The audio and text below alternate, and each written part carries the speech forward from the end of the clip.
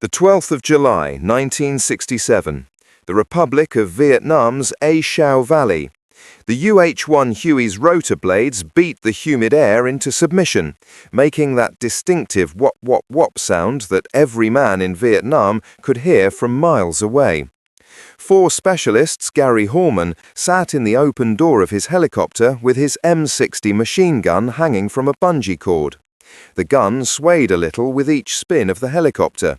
His fingertips were on the warm metal of the gun, but he wasn't squeezing it yet. The jungle canopy below him looked like an unending green ocean, gorgeous but deadly. The North Vietnamese army was waiting somewhere down there, under those green leaves. Hallman was 20 years old. He had been a door gunner with the 281st Assault Helicopter Company for just over 8 months, which is a long time in this job.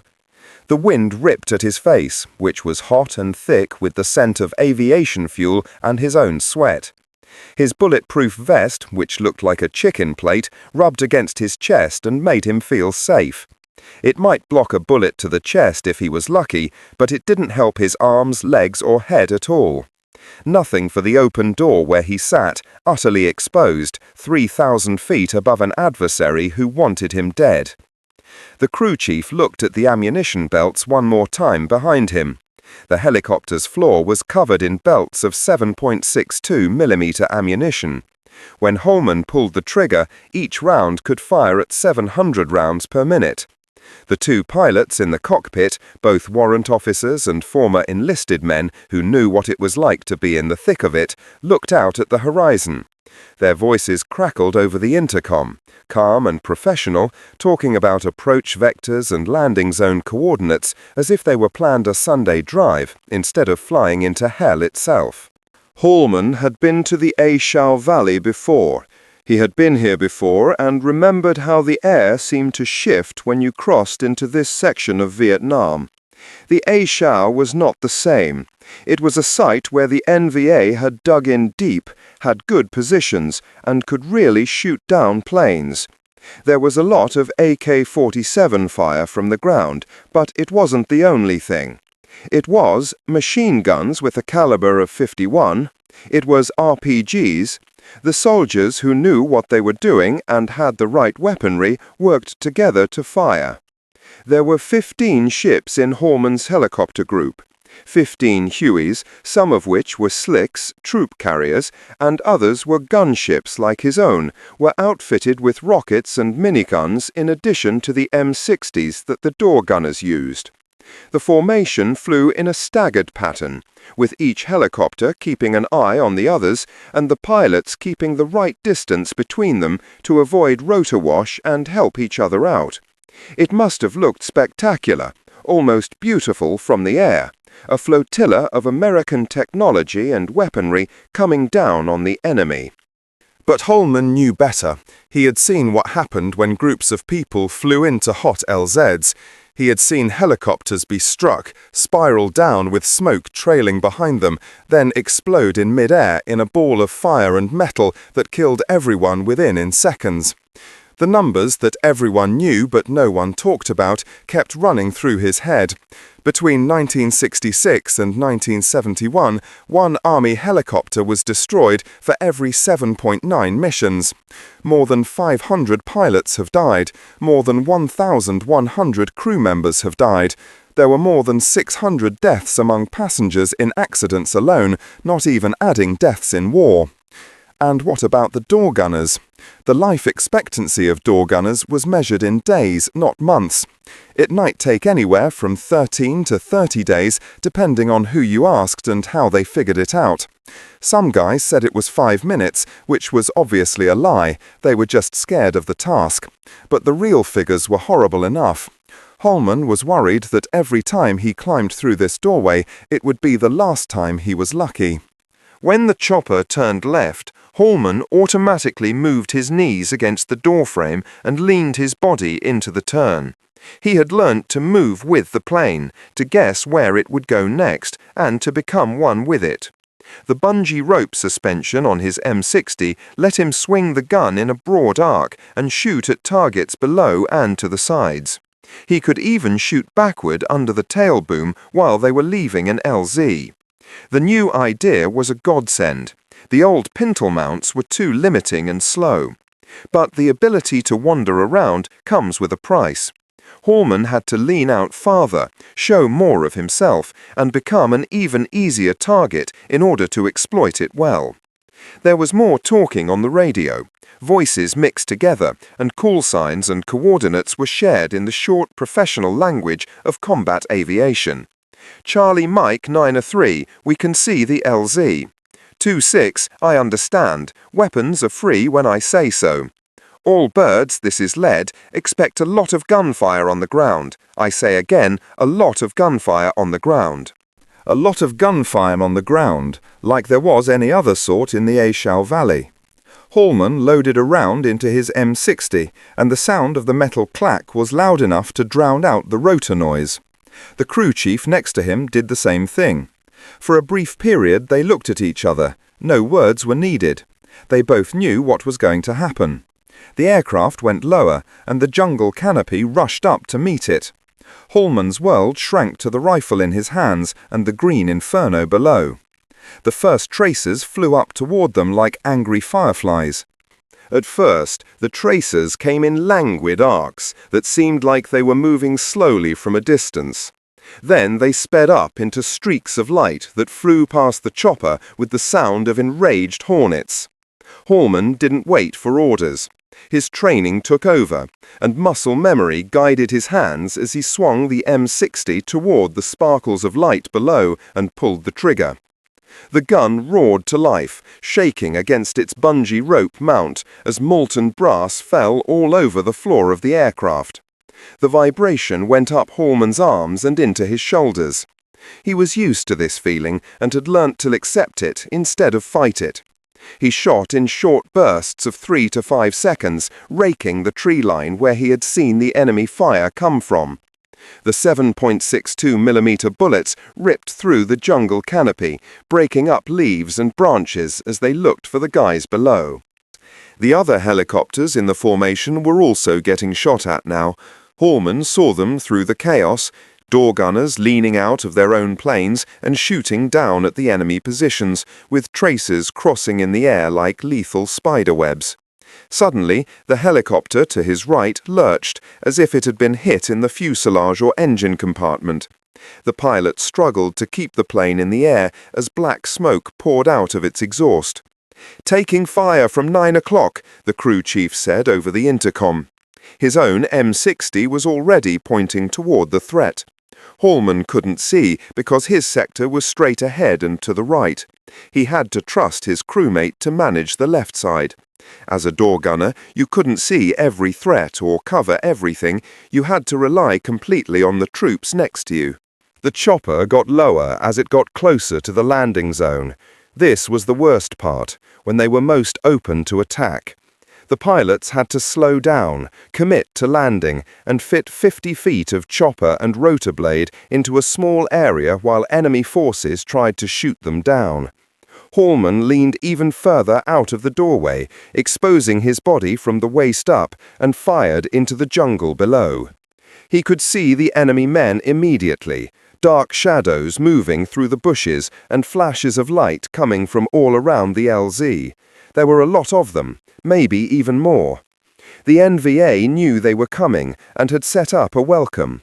This wasn't just a few insurgents taking advantage of the situation. This was a planned ambush. An RPG flew over their tail rotor, missing by no more than 10 feet. Hallman's stomach dropped as the rocket kept on, crashing into the jungle beyond and exploding in a shower of dirt and plants. If that had hit, they would have died before they knew what hit them. The tail rotor would have broken, the helicopter would have spun out of control, and they would have crushed into the ground at 100 kilometers per hour. The slicks ahead of them were now landing, and the infantrymen were jumping out with their rifles raised and running toward any cover they could find. Hallman changed the direction of his fire to protect the troops as they moved out. His barrel was getting hot now, and waves of heat were coming off the metal. The rifle was using up bullets at an alarming rate. If this kept up, the crew chief would have to change barrels shortly. Then the helicopter just in front of them got hit hard. Hallman watched it happen in a very slow motion. The Huey was there 1 minute, landing in the LZ with its load of soldiers. Then, all of a sudden, something, a recoilless rifle round or a lucky RPG, hit it in the middle. The explosion was huge. It was a fireball that devoured the whole plane. The tanks of fuel exploded, and all of a sudden there was no helicopter. Instead, there was simply a growing ball of orange fire and black smoke. A second later, the blast wave reached Hallman's bird, pushing it sideways. He held on to his rifle tightly so he wouldn't fall out of the opening. Men were on fire. He could see the troops who had been getting off their horses when the chopper blew up. Their uniforms were on fire and they were stumbling away from the fire. Some people fell and didn't get back up. Some of the others were saved by their friends, but Hallman knew that even the ones that lived would have those burns for the rest of their lives. All birds, LZ is too hot." The voice of the formation commander broke on the radio, and the professional calm finally broke. "Abort, abort, pull out now." Hallman's helicopter pilot didn't need to be warned twice. As the pilot pushed the cyclic forward, the Huey's nose dipped and the helicopter sped away from the LZ, even though bullets were still hitting it. Hallman heard the bullets hitting the fuselage make a distinct ping, ping, ping sound. He also felt the chopper shake with each hit. Something flew by his head so near that he could feel the air move. If it had been 6 inches to the left, it would have killed him. He continued shooting. Hallman maintained his finger on the trigger even as they climbed and turned and ran away from the killing ground. The enemy soldiers were still down there, still shooting at them. Every time he fired, it was one more chance to stop them from striking another chopper and give his brothers a few more seconds to live. The formation was breaking apart now, and the clean tactical setup was turning into a frantic race for height and distance. 1, 2, 3, 4, 5, 6, 7, and so on. Hallman counted the helicopters as they flew out of the valley. 7. They had 15 when they went in. 15 helicopters loaded with troops, weapons, and hope. And now there were 7. 8 had left. Some of them blew up in the air and were ripped apart by anti-aircraft fire before they even got to the LZ. Others had crashed, either because of a mechanical failure or damage from fighting. They were spread out across the forest, where it would be hard or impossible to get them back. If you counted that one separately, the blazing wreck on the LZ made 9. Hallman's head spun with the numbers. In just a few minutes, more than half of their formation was gone. The crew chief's voice was tight on the intercom. "We have people hurt on board. 2 people on board got hurt by shrapnel. One's bleeding a lot." Hallman looked back inside the helicopter and saw them. 2 infantrymen who had been hitching a ride and were now lying on the floor. The crew chief was trying hard to put pressure bandages on them. The blood on the metal deck was dark and thick. One of the injured men was awake and his face was twisted in pain. The other one wasn't moving. The formation limped back to base, with each helicopter taking care of its injuries. Hallman's bird had been shot at least a dozen times. He could see the light coming through new holes in the fuselage, where bullets had pierced through the thin aluminium skin. The helicopter was still flying and still following the pilot's orders, but every shake and strange sound from the engine made Hallman's heart race. They were only 20 minutes away from safety, and a lot could go wrong in that time. There were folks dying somewhere in that unending green jungle below them. If any of the helicopter crews survived the crashes, they would be putting up defensive perimeters right now, waiting for rescue, and knowing that the same enemy soldiers who shot them down were probably on their way. Hallman had never been shot down, but he had heard the stories. He had talked to other door gunners, like Ed Shelton, who had gone through it in July of that same year. Shelton said it was the scariest thing that had ever happened to him. That horrible moment when you realized the helicopter wasn't going to respond anymore and you were going down no matter what. The impact was occasionally strong enough to break bones, yet if the pilot could auto-rotate, it was sometimes strangely mild. Then there was a frantic race to get away from the wreckage before it caught fire or the ammo went off. And then there was the wait. Shelton claimed that the waiting was the worst part. You'd set up whatever defensive stance you could, with your weapons aimed outward and your eyes scouring the jungle for movement. You would use any working radio equipment to call for help, giving your location and explaining what was wrong. You would then wait, listening to every sound and wondering if it was the rescue bird coming or hostile forces getting closer. 2 different races may save your life, whether friendly forces could get to you before the enemy did, and whether the rescue chopper could get you out before the NVA drew up enough firepower to shoot it down. You would be so pumped up with adrenaline that you could hardly think straight. Every sound in the plants might be death. It was possible that every shadow was an enemy soldier. There were a lot of things you couldn't control that would determine whether you lived or died.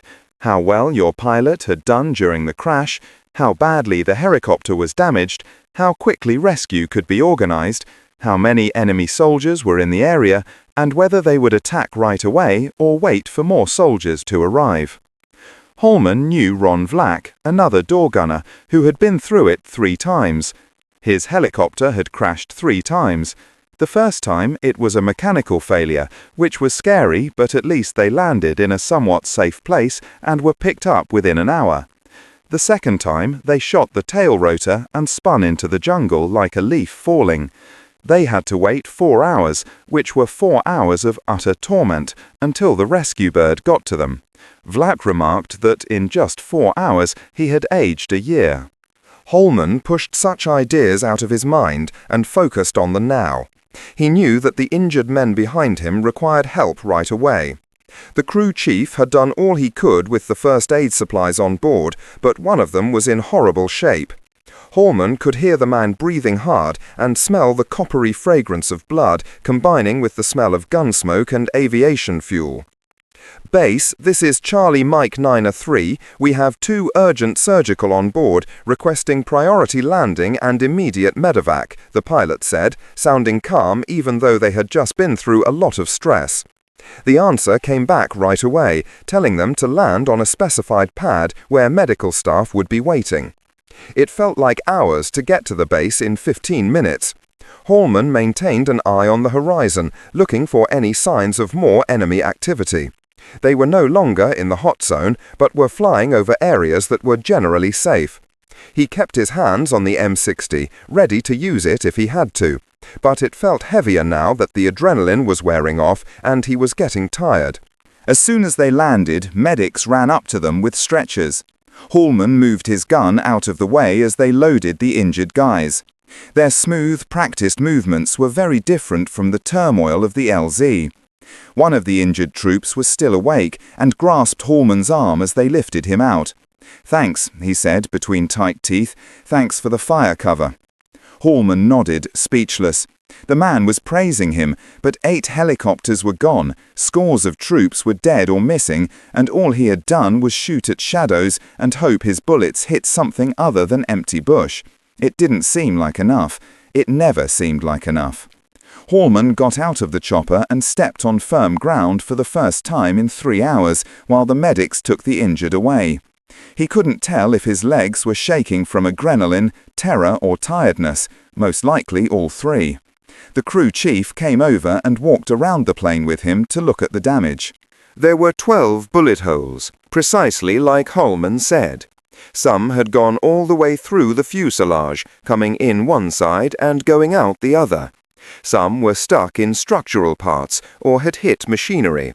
One round came within inches of the pilot's seat, and he didn't even know how close he had come until they told him. Another had hit the ammo container that was feeding Hallman's M60, denting the metal but somehow without setting off the rounds within. Hallman would have been ripped apart by his own bullets if that can had blown up. "We're lucky," the crew chief remarked softly as he ran his palm over one of the bullet holes. "Very lucky." Hallman didn't think he was lucky. He felt like a man who had just played dice with death and won this time. But there would be a new task every day after that. The chances would stay the same. One helicopter would be lost after every 7.9 sorties.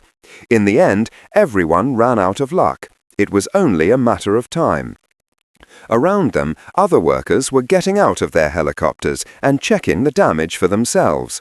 The attitude was serious, and there was no joking about after the mission. Everyone was thinking the same thing. 8 birds were gone. 8 crews, maybe 40 or 50 men, are dead, missing, or gravely hurt. And they would have to do it all over again the next day. An officer got out of a jeep and walked up to the remaining crews to talk to them. He was a major from headquarters. He brought the pilots, door gunners, and crew chiefs together and requested them to give him reports. They took turns talking about what they had seen, the strength of the anti-aircraft fire, the RPGs, and how well the ambush was planned. The major wrote down what everyone said, and his countenance got more serious with each one. Someone inquired, "What about the survivors of the downed birds? Are we going to save them?" The major thought for a moment. "Search and rescue is getting ready now, but the LZ is still too hot. We can't send anyone back in until air support has taken out the enemy's positions." Hold on, that term again. Men were waiting somewhere out there. They were waiting for help that may come too late, waiting while enemy forces sought them through the forest, and waiting and wondering if anyone was coming at all. There was another hour of debriefing, but Hallman hardly heard any of it. His thoughts kept going back to the time the helicopter in front of them blew up, the guys he had witnessed burning, and the 8 empty slots in their formation on the way home. The major was talking about making changes to the plan, asking for more gunship support for future missions in the A Shau Valley, and how important it was to keep up the operating tempo, even if they had lost people. Hallman couldn't stop thinking about getting back inside that doorway tomorrow. Finally, after they were let go, Hallman strolled back to his hooch, which was a plywood and screen wire construction that served as his home in this part of Vietnam. Miller, another door gunner and his bunkmate, was already there, polishing his M60 with the careful attention of a man who understood his life hinged on how well the gun worked. Miller looked up when Hallman came in, saw his face, and knew. "Bad one?" Miller inquired, but it wasn't really a question. 8 birds, Hallman muttered as he sat down hard on his cot. 8 out of 15. For a time, Miller's hands stopped working on the gun, but then they started again. He said, "Jesus," in a soft voice. "A Shau?" Hallman nodded.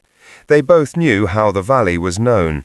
Every door gunner in the country knew about the A Shau Valley, how many NVA troops were there, and how many helicopters that were dumb enough to fly into that portion of hell were killed. It was the kind of environment that made young guys seem elderly and made death seem like a real thing. "You know what I find amazing?" Miller said something after a long pause. "The new guys. The ones who just came here and the ones that want to do this work. They come straight from the States, are barely 20 years old, and climb into the doorway like it's nothing." Hallman understood what he meant. A soldier named William Gritsbar, who had worked as a temporary door gunner, had claimed the same thing. Gritsbar still thought about those young door gunners 40 years later. He couldn't believe how strong they had to be mentally to undertake this work every day. To see your buddies die, to watch helicopters blow up, to feel bullets hit inches from your head, and then to go back into that open doorway the next day because your brothers in arms needed you. When you thought about it logically, the mental math of it was crazy. Life expectancy is between 13 and 30 days. For every 7.9 sorties, 1 helicopter was lost. More than 1,000 crewmen died between 1966 and 1971. Those were only the official statistics, the ones they could corroborate. The real cost was likely higher. But door gunners kept signing up even when they knew those numbers and those odds. They kept on flying. Part of it was the relationship between the crew. You were closer than friends when you spent every day in a helicopter with the same men and relied on each other to stay alive. The pilots, the crew chief, and the other door gunner all became like family to you. You flew for them as much as you did for any idea, like duty or patriotism. Part of it was knowing that someone else would have to do the job if you didn't. The soldiers required help from helicopters. The injured required to be flown to a hospital. The far-off outposts needed more supplies. If door gunners ceased flying because the odds were unfavorable, soldiers would die who didn't have to. You kept flying, shooting, and sitting in that doorway, even though every sensible portion of your brain was telling you to choose a safer profession. Hallman had to confess that part of it was just the fact that after a few missions, you started to think you might be able to survive them all. It was a kind of magical thinking that made no sense at all, but was important for my mental health. You convinced yourself that you were good at this work, and that your talents, attention to detail, and luck would help you get through it. You told yourself that the numbers were true for other people, but not for you.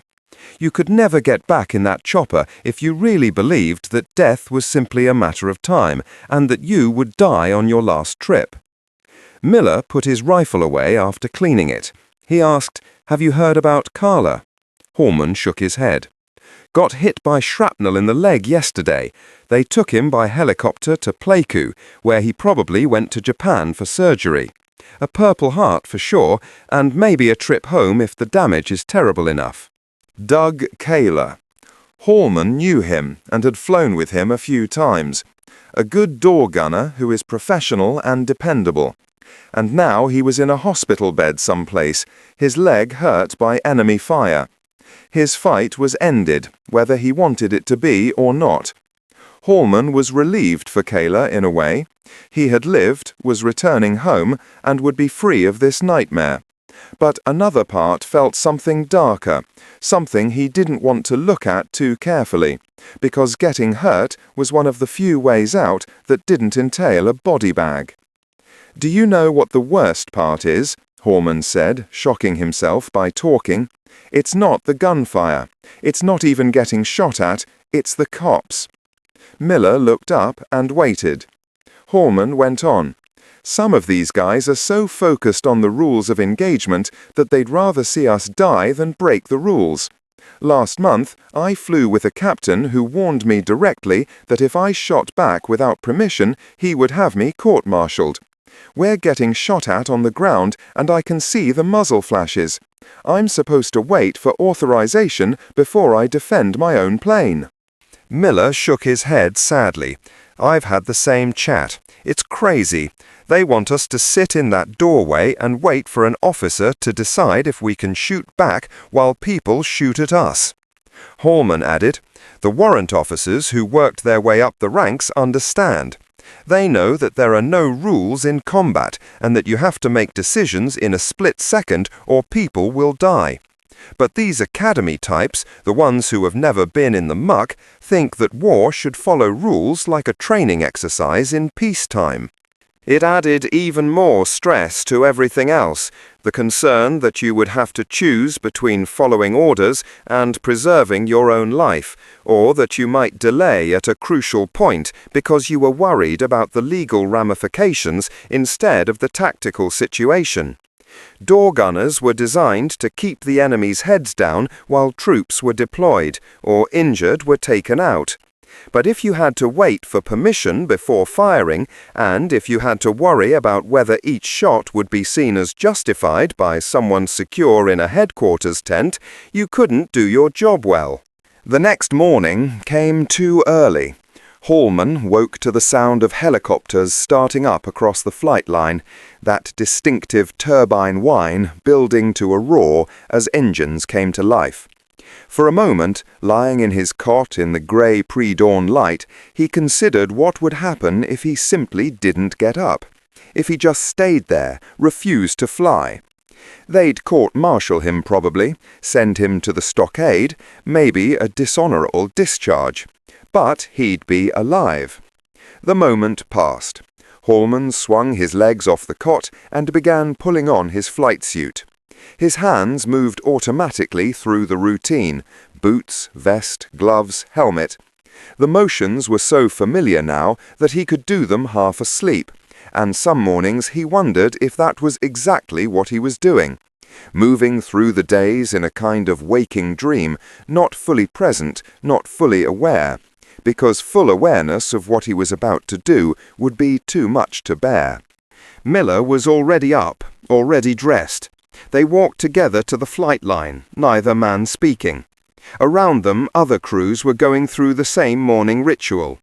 Door gunners checking their weapons, crew chiefs inspecting their aircraft, pilots reviewing mission briefings. The casual observer might think it looked routine, almost boring, but Hallman could see the tension in every man's shoulders, could read the stress in their faces. They all knew the statistics. They all knew what had happened yesterday. His helicopter sat on the pad where they'd left it, the bullet holes hastily patched overnight by the maintenance crews. 12 patches, like ugly scars on the Huey's aluminum skin. The aircraft would fly. The damage hadn't been critical, but those patches were reminders of how close they'd come. Hallman ran his hand over one of them, feeling the rough edge where new metal had been riveted over the hole. The crew chief was already aboard, running through his pre-flight checklist. The pilots arrived a few minutes later, carrying their flight bags and mission folders.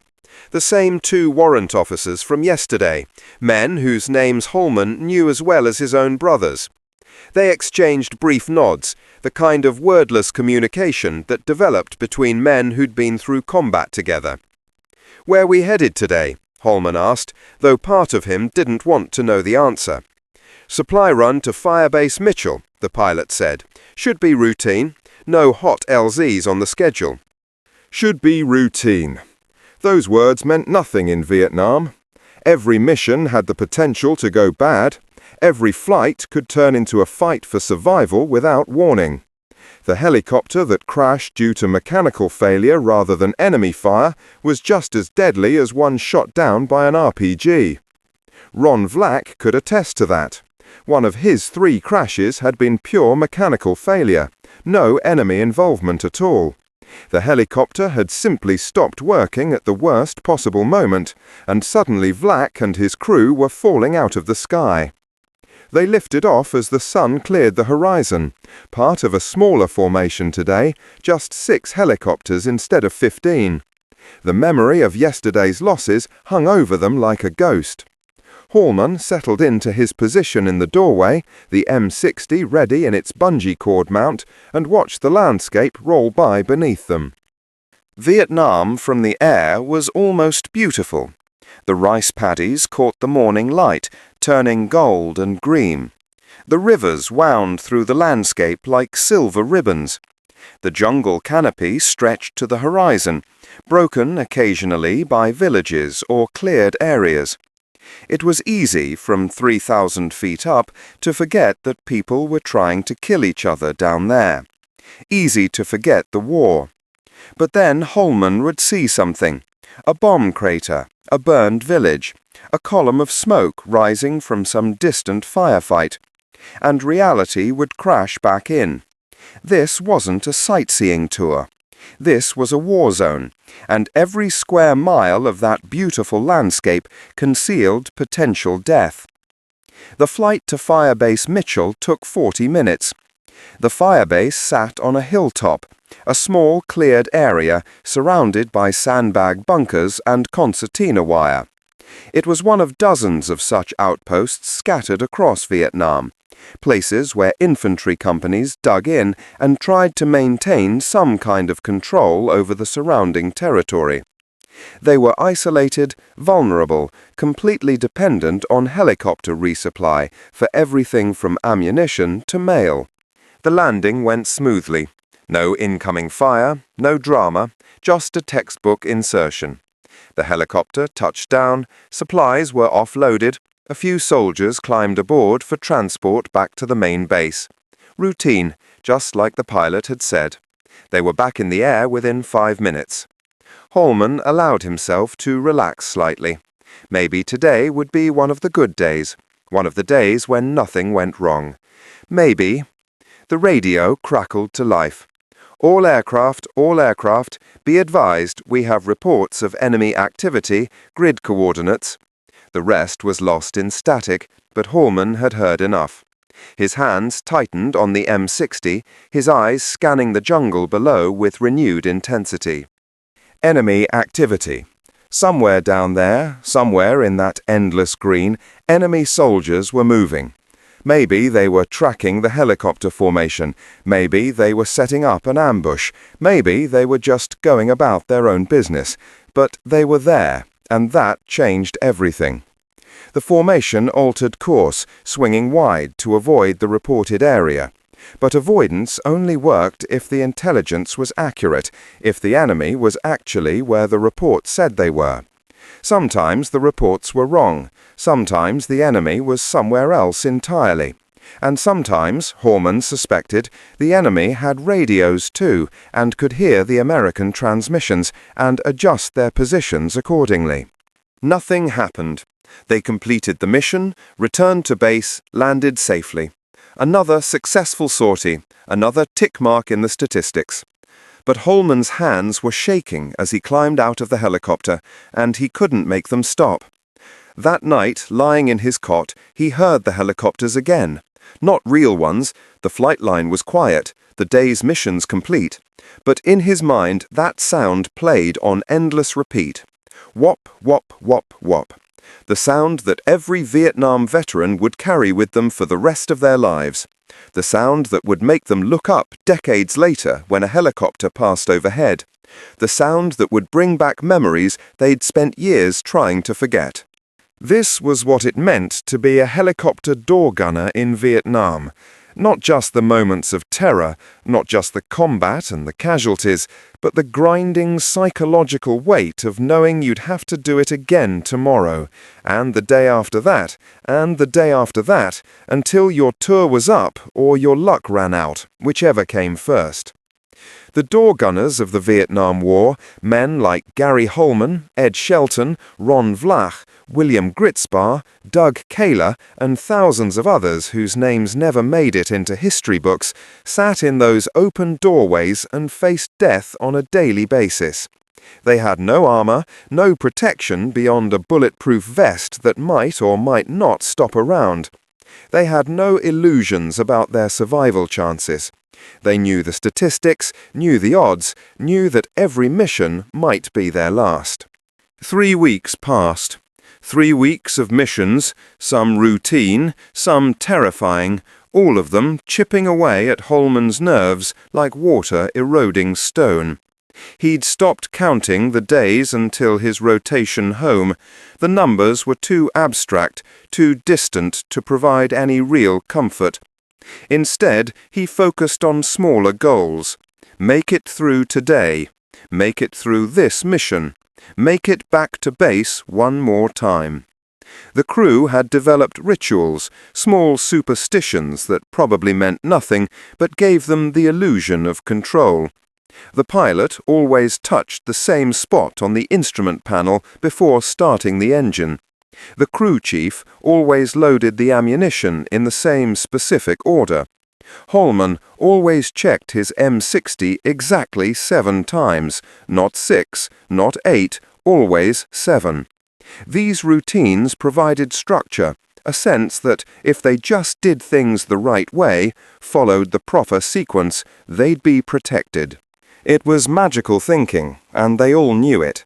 But magical thinking was better than no thinking at all, better than dwelling on the reality of what they were doing. Hallman watched them arrive with their clean uniforms and uncertain expressions, looking around at the veterans with a mixture of respect and fear. He remembered being that young, that new, though it felt like a lifetime ago rather than 8 months. The new guys would ask questions. What was it like? How did you survive? What advice could you give them? Hallman never knew what to say. The truth was that survival was mostly luck. You could be good at your job, you could be vigilant and skilled and brave, and a lucky shot could still kill you in an instant. You could do everything right and still die because a helicopter's hydraulics failed at the wrong moment or because an RPG found your aircraft in a sky full of targets. Or you could be mediocre, make mistakes, and somehow survive your entire tour without a scratch. But he tried to teach them what he could, how to position yourself in the doorway to maximize your field of fire while minimizing your exposure, how to read the jungle below, looking for the telltale signs of enemy positions, areas of disturbed vegetation, unnatural shadows, the glint of metal in sunlight, how to control your breathing during combat so you could aim effectively despite the adrenaline flooding your system, how to maintain your weapon in Vietnam's humidity and dust. Small practical things that might, just might, improve their odds by a fraction of a percent. One of the new guys, a kid from Ohio named Patterson, reminded Hallman of himself 8 months ago. Eager, scared, trying not to show it. Patterson had volunteered for door gunner duty, actually requested it, which struck Hallman as either incredibly brave or incredibly stupid. Maybe both. "Why'd you volunteer for this?" Hallman asked him one evening as they cleaned their weapons together. Patterson was quiet for a moment, his hands moving methodically over his M60's bolt assembly. "My dad was a waist gunner on B-17s in World War II, he finally said. He told me that the gunners were the guys who protected everyone else, who kept the fighters off so the mission could succeed. I wanted to do the same thing, I guess." Hallman didn't point out that Patterson's father had survived the war, which meant the odds had been at least somewhat in his favour. The odds for helicopter door gunners in Vietnam were considerably worse. But there was something admirable about the kid's reasoning, something that cut through all the cynicism and fear. Patterson had volunteered because he wanted to protect people. In a war full of confusion and moral ambiguity, that was something pure, something worth holding on to. "Your dad's still alive?" Hallman asked. "Yeah, he runs a hardware store back in Columbus. I write him every week, tell him about what we're doing here." "What does he say?" Patterson smiled slightly. "He tells me to keep my head down and trust my crew. He says the crew is everything, that you can survive anything if you have good people beside you." The old man was right about that, at least. Hallman had seen crews hold together through impossible situations, seen men perform acts of courage and sacrifice for their brothers in arms that defied explanation. He'd also seen what happened when crews fell apart, when trust broke down, when fear overwhelmed discipline. Those helicopters tended not to come back. The bond between crew members was the only thing that made this job bearable. When you were sitting in that doorway, completely exposed, knowing that your life depended on the pilot's skill and the crew chief's vigilance and the other door gunner's accuracy, you developed a connection that went beyond normal friendship. You became a single organism, 4 men functioning as one, each member absolutely critical to the survival of the whole. That bond extended beyond individual crews to the entire door gunner community.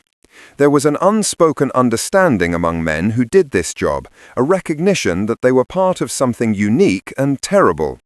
When Hallman passed other door gunners on base, they'd exchange nods, brief acknowledgements that said more than words could. "I know what you're going through. I've been there. I'm going back there tomorrow, same as you." One afternoon, Hallman encountered Ed Shelton, the door gunner who'd been shot down in July. Shelton was back flying again, his crashed helicopter apparently not enough to disqualify him from duty. They stood together at the edge of the flight line, watching helicopters come and go, and Shelton told him about the aftermath of that crash. "We were on the ground for 2 hours before they could get to us," Shelton said, his voice flat, emotionless. 2 hours, listening to the jungle, wondering if every sound was enemy soldiers closing in. The pilot had broken his ankle in the crash, couldn't walk. The crew chief had taken some shrapnel, wasn't much use. It was just me and the other door gunner, setting up a perimeter with our M60s, trying to cover every direction at once. "What was the worst part?" Hallman asked, though he suspected he knew the answer. "The not knowing," Shelton said. not knowing if anyone was coming, not knowing if the enemy had found us, not knowing if the next minute would be our last. We could hear firefights in the distance, other people's wars, but we were alone with ours. When the rescue bird finally showed up, I swear to God I almost cried. Almost. Hallman understood. The fear of being shot down wasn't just about the crash itself, it was about what came after. The vulnerability, the isolation, the knowledge that you were alone in enemy territory with limited ammunition and no support until rescue arrived. If rescue arrived. The incident that would stay with Hallman for the rest of his life happened on a Tuesday in late August, 5 weeks after the disaster in the A Shau Valley. It started as a routine extraction mission. Pick up a reconnaissance team that had been operating in the jungle for 3 days, bring them back to base. Simple, straightforward, the kind of mission they'd done hundreds of times. Except this time, they were flying with a new aircraft commander, a captain fresh from the States, a man who'd spent more time in classrooms than cockpits and believed that warfare could be conducted according to regulation. The regular pilot, the warrant officer who understood how things really worked, had been reassigned to another bird for the day. Hallman had a bad feeling about it from the moment he saw the captain's name on the flight roster. They flew out to the pickup coordinates without incident, the captain maintaining perfect formation discipline, adhering exactly to the prescribed airspeeds and altitudes. By the book, all of it. The reconnaissance team was waiting in a small clearing, 6 exhausted soldiers who'd been living in the jungle, moving silently through enemy territory, gathering intelligence. They looked relieved to see the helicopter coming in. Hallman scanned the tree line as they approached, his hands on the M60, looking for threats. Something felt wrong. The jungle was too quiet, the kind of quiet that made the hair on the back of his neck stand up. He'd learned to trust that feeling, learned that his subconscious could sometimes pick up on danger before his conscious mind registered it. "Sir," Hallman said over the intercom, "I don't like this. Something's off about this LZ." "Maintain radio discipline, Specialist," the captain replied curtly. "The mission parameters are clear. We extract the team as planned." The helicopter descended toward the clearing. Hallman's grip tightened on his weapon. The crew chief, sensing the same wrongness that Hallman felt, shifted his position, trying to get a better angle on the surrounding jungle. The reconnaissance team below was moving toward the helicopter, jogging across the clearing with their weapons and packs. Then Hallman saw it, a flash of movement in the tree line, just for a second, but enough. "Contact left!" he shouted, and without waiting for authorization, he opened fire. The M60 roared, tracers streaking into the jungle where he'd seen the movement. A split second later, the jungle erupted with return fire. Muzzle flashes appeared all along the tree line, a coordinated ambush, exactly what Hallman's instincts had warned him about. Rounds snapped past the helicopter, and Hallman heard the familiar ping of bullets hitting the fuselage. The crew chief opened fire too, his M60 hammering away at targets on the opposite side. The reconnaissance team below had dropped to the ground, returning fire with their own weapons. The helicopter was fully committed now, too low and too slow to abort, the only option to complete the extraction and get out. "Cease fire!" the captain's voice cracked over the intercom. "Cease fire immediately! You did not have authorization to engage!" Hallman couldn't believe what he was hearing. They were taking fire from multiple positions, the reconnaissance team was pinned down in the open, and this officer was ordering him to stop shooting? He ignored the order and kept firing, raking the tree line, trying to suppress the enemy positions long enough for the soldiers below to reach the helicopter. "Specialist Hallman, I gave you a direct order." The captain's voice was shrill now, panicked. "Cease fire, or I will have you court-martialed." The helicopter lurched as the pilot, the co-pilot actually, another warrant officer who understood the situation, took over and pushed them lower, bringing the skids within feet of the ground. The reconnaissance team was running now, sprinting towards safety. One of them stumbled, hit by enemy fire, and his teammates grabbed him and dragged him forward. Hallman kept shooting. He could see enemy soldiers moving through the jungle now, trying to flank the clearing, trying to get angles on the helicopter. The crew chief was burning through ammunition at a furious rate, his tracers crisscrossing with Hallman's as they tried to create a wall of fire between the helicopter and the enemy. The first reconnaissance soldier reached the helicopter and threw himself aboard. Then another and another. They were hauling their wounded man between them, blood soaking through his uniform. The crew chief reached out and helped pull the injured soldier into the aircraft, while maintaining fire with one hand, an impossible feat that spoke to months of practice and adrenaline-fueled strength. The last two reconnaissance soldiers were almost there when an RPG streaked out of the jungle. It passed beneath the helicopter, missing the skids by inches, and detonated in the clearing beyond. The blast wave rocked the aircraft, and Hallman had to grab onto his weapon mount to keep from being thrown out the door. The final soldiers reached the helicopter and scrambled aboard. "We're loaded! Go, go!" the crew chief shouted, and the co-pilot needed no encouragement. The helicopter surged upward, gaining altitude, pulling away from that killing ground. Hallman continued firing until they were out of range, until the jungle had swallowed the enemy positions and there was nothing left to shoot at. His ears were ringing from the gunfire, his arms aching from the weapon's recoil, his face streaked with sweat and gunsmoke residue. The helicopter's interior was chaos. The 6 reconnaissance soldiers were sprawled across the floor, breathing hard, checking themselves and each other for injuries. The wounded man was conscious, grimacing in pain, but alive. Blood pooled on the deck. "Specialist Hallman," the captain's voice came over the intercom, cold and formal. "When we return to base, you are to report directly to the commanding officer. You will be facing charges for disobeying a direct order in combat." Hallman didn't respond. He was looking at the reconnaissance soldiers, at the wounded man who would have bled out in that clearing if they'd waited for authorization to return fire. He was thinking about the RPG that had nearly killed them all, about the coordinated ambush they'd barely escaped. He was thinking about how many times he'd heard stories like this, about officers who valued regulations over lives, who'd rather see their men die than deviate from the rules of engagement. The crew chief caught his eye and gave him a slight nod. Solidarity, support, understanding.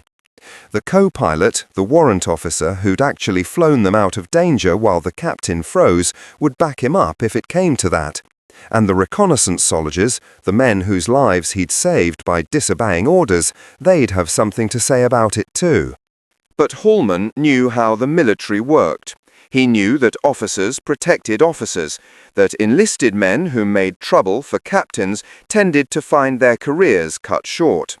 He knew that disobeying a direct order was a serious charge, one that could follow him for the rest of his life. He also knew he'd do it again in a heartbeat. The hearing took place 3 days later in a sweltering wooden building that served as the unit's administrative headquarters. Hallman stood at attention before a long table where 3 officers sat, a lieutenant colonel serving as the presiding officer, a major from JAG, and the captain who'd filed the charges against him.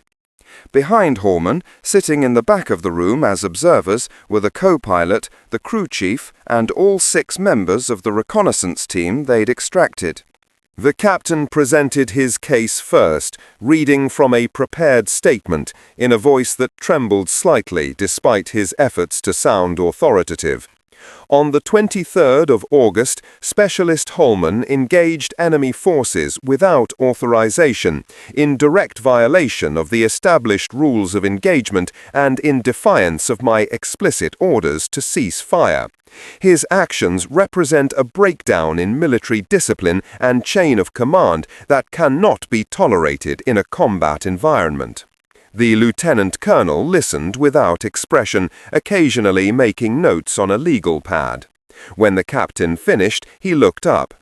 Captain, were you receiving enemy fire at the time you ordered Specialist Hallman to cease fire?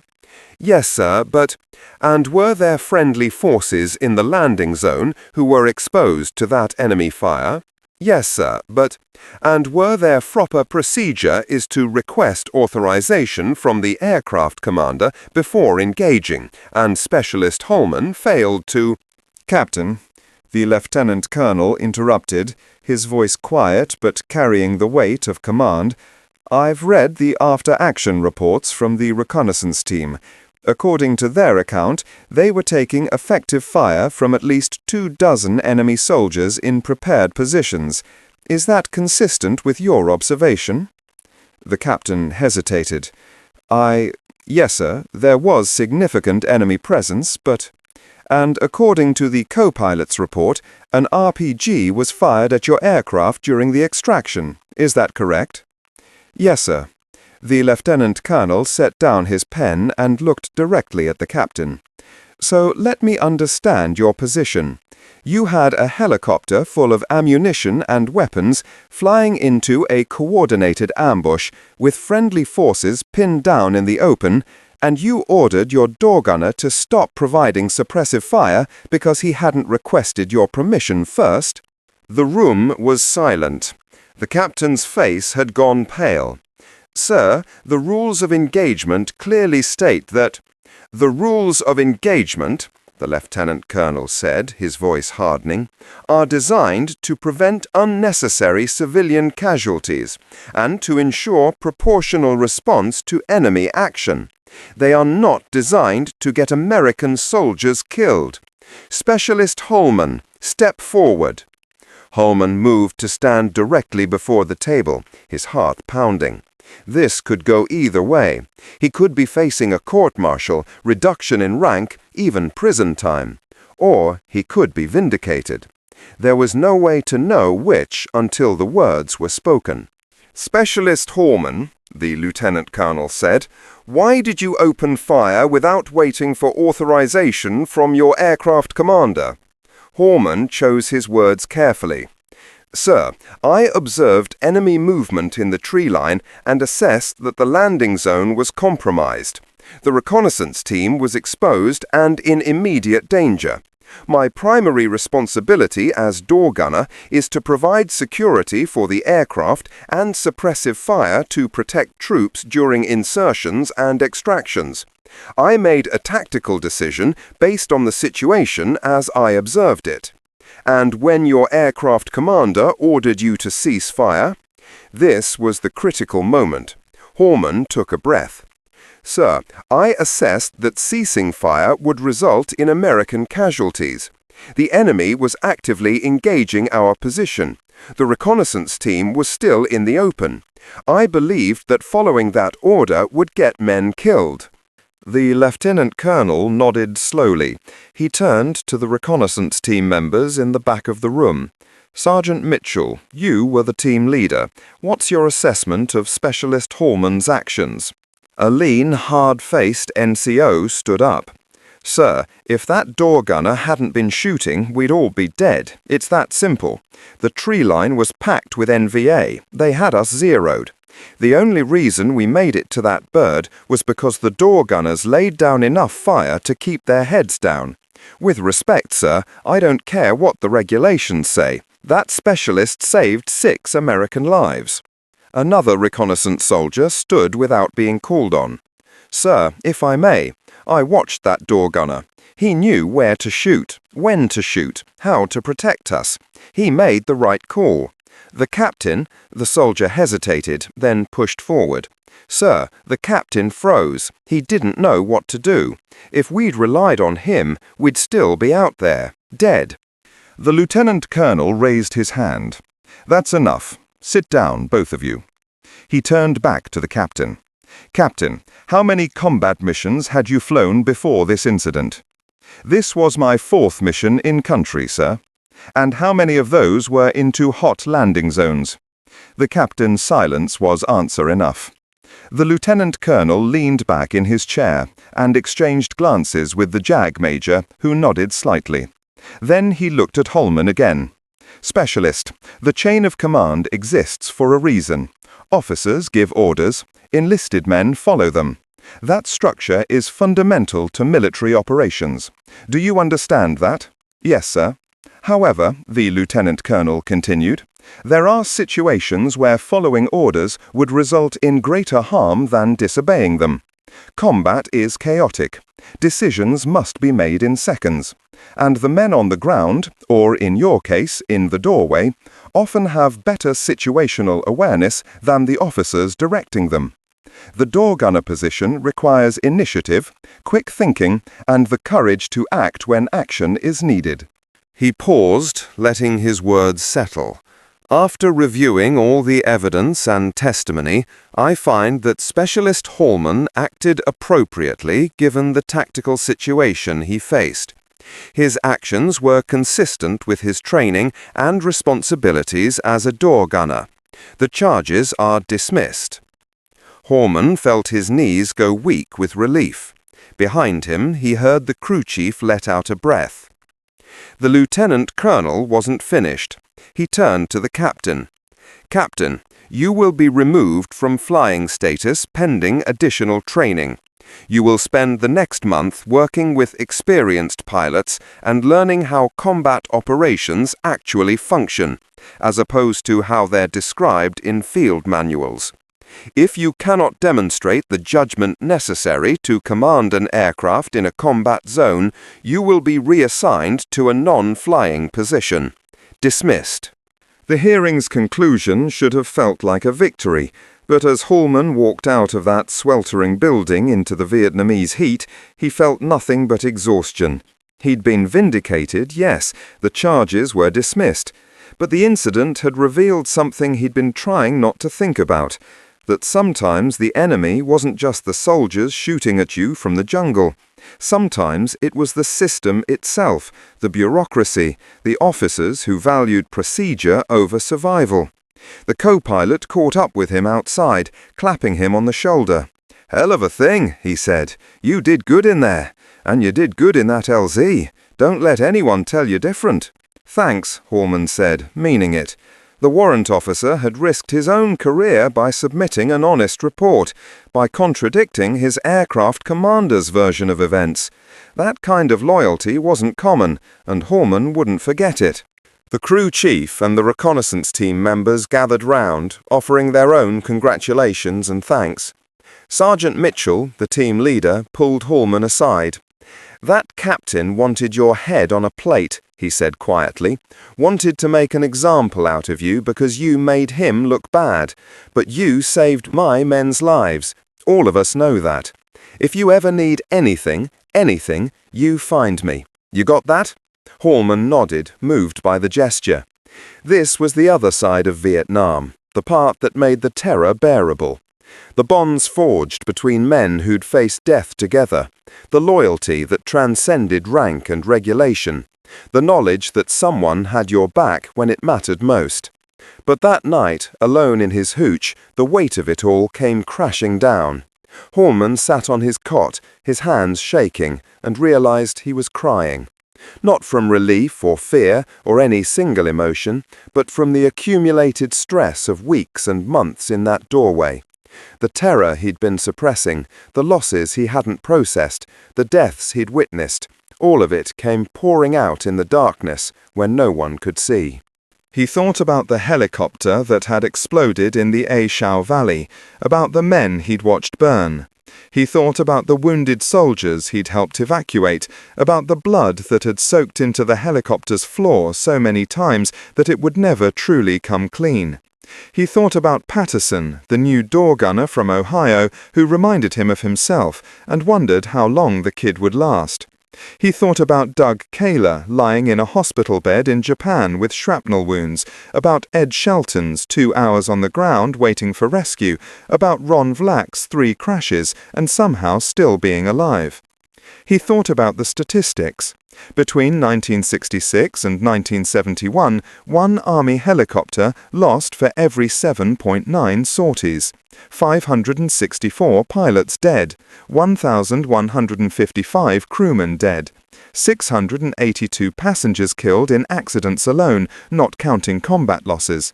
More Hueys downed in Vietnam than any other type of aircraft, and door gunners with a life expectancy of 13 to 30 days.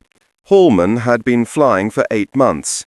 He'd beaten the odds, survived longer than most, but how much longer could his luck hold? Every mission was a roll of the dice. Every time he climbed into that doorway, he was gambling with his life. And eventually, inevitably, everyone's luck ran out. The sound of helicopters drifted across the base. Night missions launching, the turbines winding up, the rotors beginning their eternal whop whop whop. That sound used to excite him, back when he was new to Vietnam, back when flying seemed like an adventure rather than a death sentence. Now it just filled him with dread. He wondered what his family would think if they could see him now, if they could understand what this job really was. His letters home were carefully sanitized, full of vague reassurances and generic descriptions. Flying missions, he'd write, keeping busy. The crew is good. Never mentioning the terror, the casualties, the moments when death missed him by inches. His mother would worry herself sick if she knew the truth, and his father, a factory worker who'd never been in combat, wouldn't understand. Nobody understood except the other men who did this job. The other door gunners, the pilots, the crew chiefs, they were the only ones who really got it. They were the ones who knew what it meant to sit in that open doorway day after day, to watch friends die, to keep flying even when every rational instinct screamed at you to find cover and stay there. William Gritzbar, who'd served as a temporary door gunner, had said that watching the full-time door gunners continued to amaze him even 40 years later. The mental fortitude it took to do this job day in and day out, to face mortality every single morning and still climb into that helicopter, was something Gritzbar couldn't fully comprehend. And he'd been there, had done it himself for a time. Even someone who'd experienced it firsthand couldn't entirely understand how the men who did it long-term managed to keep functioning. Hallman wiped his eyes and stood up. He couldn't afford to break down, couldn't let the fear take control. He had missions to fly tomorrow, men who depended on him. Patterson needed training. The crew needed a door gunner who could do his job. The infantry needed helicopter support. The wounded needed medevac. The war would continue regardless of how Hallman felt about it, and his only choice was whether to keep fighting or give up. He walked outside and looked up at the sky. Stars were visible tonight, brilliant and cold in the tropical darkness. Somewhere up there, other helicopters were flying. Other door gunners were sitting in open doorways. Other men were facing the same terror and uncertainty that Hallman faced. They were all in this together, all part of the brotherhood of the doorway. Tomorrow he'd fly again. He'd climb into that Huey, take his position at the M60 and do his job. He'd protect his crew, provide suppressive fire, engage enemy positions when necessary. He'd make split-second decisions that might mean the difference between life and death. He'd face his fear and function anyway, because that's what door gunners did. But tonight, for just a few hours, he allowed himself to feel the weight of it all. The loss, the terror, the exhaustion, the knowledge that any day could be his last. Tomorrow he'd be strong. Tonight he could be human. September came, bringing with it the monsoon rains that turned Vietnam into a nightmare of mud and reduced visibility. Flying in the monsoons was its own special kind of hell. The helicopters struggling through sheets of rain, the pilots navigating by instruments when they couldn't see 50 feet ahead, the door gunners peering through the downpour for threats they couldn't spot until it was too late. Accidents increased. Mechanical failures multiplied as moisture invaded every system. And still the missions continued because the war didn't pause for weather. Hallman's helicopter developed a persistent hydraulic leak that the maintenance crews couldn't quite fix. It would fly for a few missions, then start showing warning signs, pressure drops, sluggish controls, and have to be grounded for repairs. Then it would fly again until the problem returned. The pilots joked nervously about it, but everyone knew that a hydraulic failure at the wrong moment meant certain death. Without hydraulics, the helicopter became uncontrollable. You'd have maybe seconds to react before you were falling out of the sky. Patterson, the new door gunner from Ohio, was learning fast. He'd survived his first month, which put him ahead of the statistics already. Hallman watched the kid mature in real time, watched the nervous eagerness transform into something harder and more focused. Patterson's letters home had stopped talking about adventure and started sounding more like Hallman's, carefully vague, emotionally distant, designed to reassure rather than inform. One afternoon, waiting between missions, Patterson asked Hallman the question that every door gunner eventually asked. How do you keep doing this? How do you climb into that doorway knowing what could happen? Hallman had been asked this before, had asked it himself, and he still didn't have a good answer. You just do, he said finally. You think about the guys depending on you. You think about what happens if you don't fly. And you stop thinking about the statistics.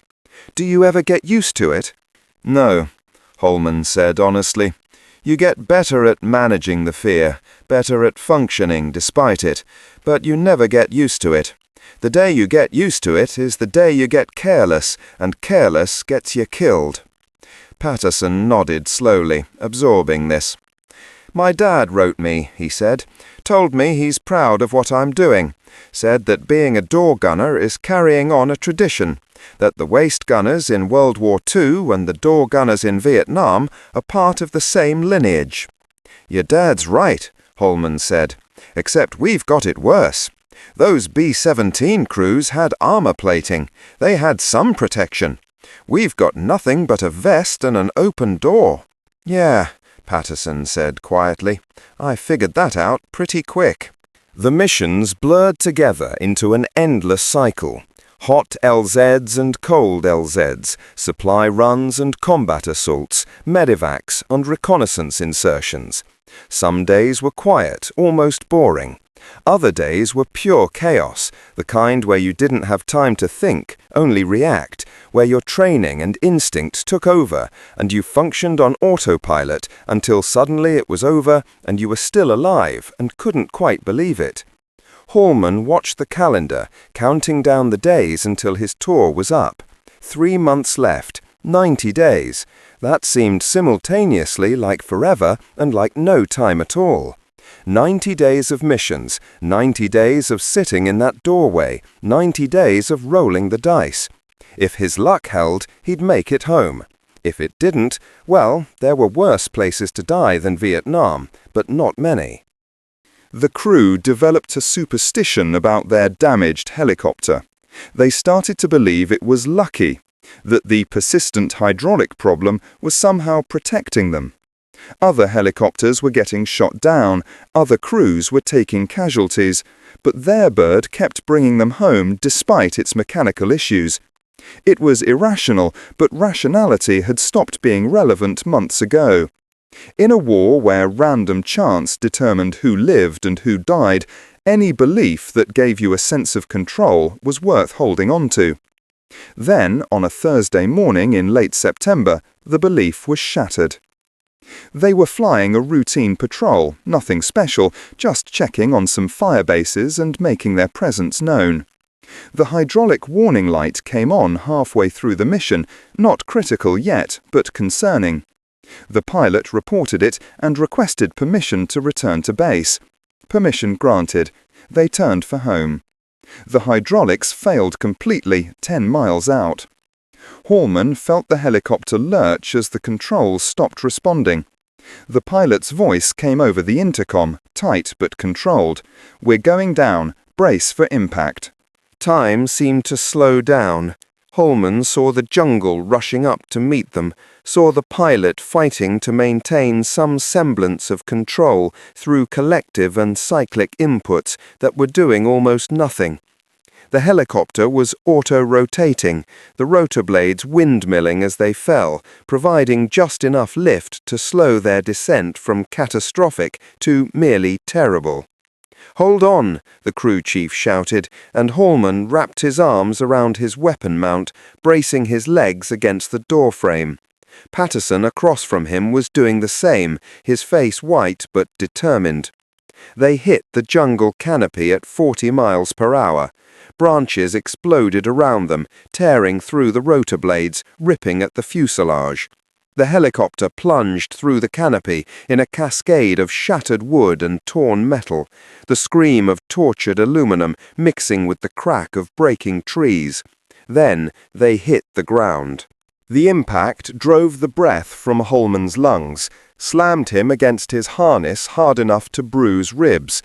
The helicopter bounced once, came down again, tipped sideways. Metal shrieked as the rotor blades carved into the earth. Then, suddenly, silence. Hallman hung in his harness for a moment, stunned, trying to process that he was still alive.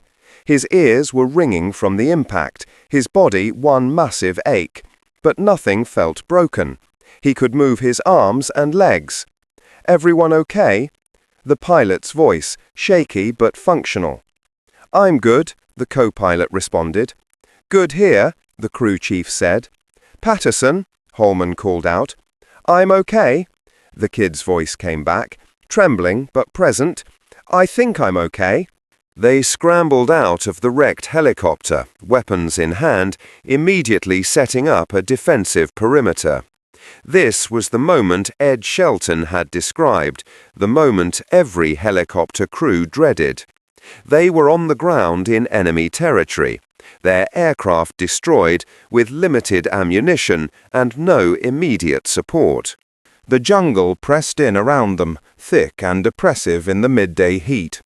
Hallman crouched behind a fallen log, his M60 positioned to cover the north approach, while Patterson took the south. The crew chief and the two pilots had their M16s out, covering east and west. They formed a rough circle around the destroyed helicopter, 4 men with limited ammunition in hostile territory, waiting. The co-pilot had the radio, frantically transmitting their position and situation. "Mayday, Mayday! This is Charlie Mike 9-3. We are down. I say again, we are down. Grid coordinates." He rattled off their position from memory, having tracked their flight path even as they crashed. Good training, good pilot. If they survived this, it would be partly because of that professionalism. The response came back within seconds. 9-3, this is Eagle Base. We copy your mayday. Search and rescue is being organized. Estimate 30 minutes to your position. Can you hold? 30 minutes. Hallman's mouth went dry. 30 minutes might as well be 30 hours. The enemy would have heard the crash, would be moving toward their position right now. In 30 minutes they could be surrounded, could be taking fire from multiple directions with no cover except the wreckage itself. "Roger, Eagle Base," the co-pilot said. "We will hold. Be advised we have limited ammunition and no crew-served weapons operational." The M60s had made it out of the crash, but the minigun mounts and rocket pods were destroyed, useless twisted metal. The pilot, the aircraft commander, a warrant officer 3rd class named Morrison, who'd been flying in Vietnam for 2 years, moved to the center of their perimeter. "Listen up," he said quietly. "We're going to be fine. Rescue is coming. Our job is to stay calm, stay alert, and not waste ammunition. Shoot only if you have a clear target. Make every round count." Hallman had heard the same speech before, had given versions of it himself to new guys. It was designed to prevent panic, to keep scared men from burning through their ammunition in the first few minutes and leaving themselves defenseless. But hearing it now, in this situation, it took on a different weight.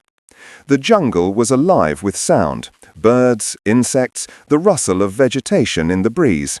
Every noise made Hallman's heart race, made him spin toward potential threats that turned out to be nothing.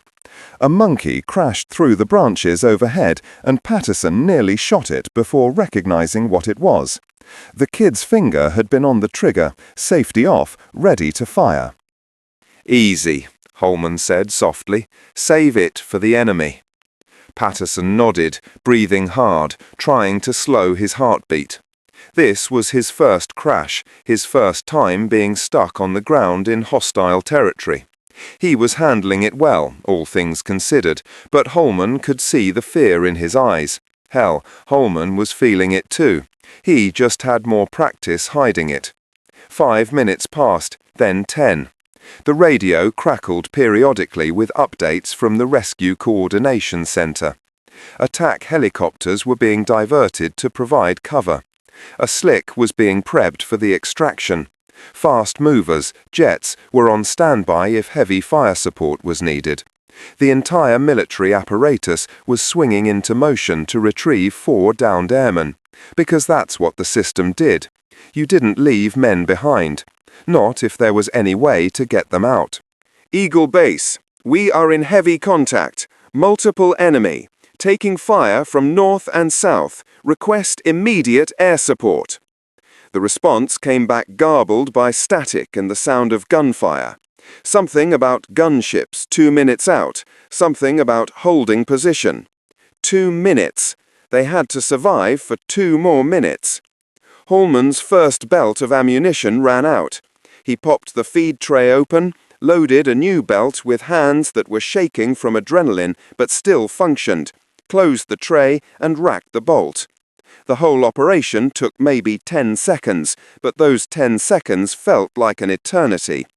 The crew chief had shifted position to cover Holman's sector while he reloaded, his M16 barking steadily.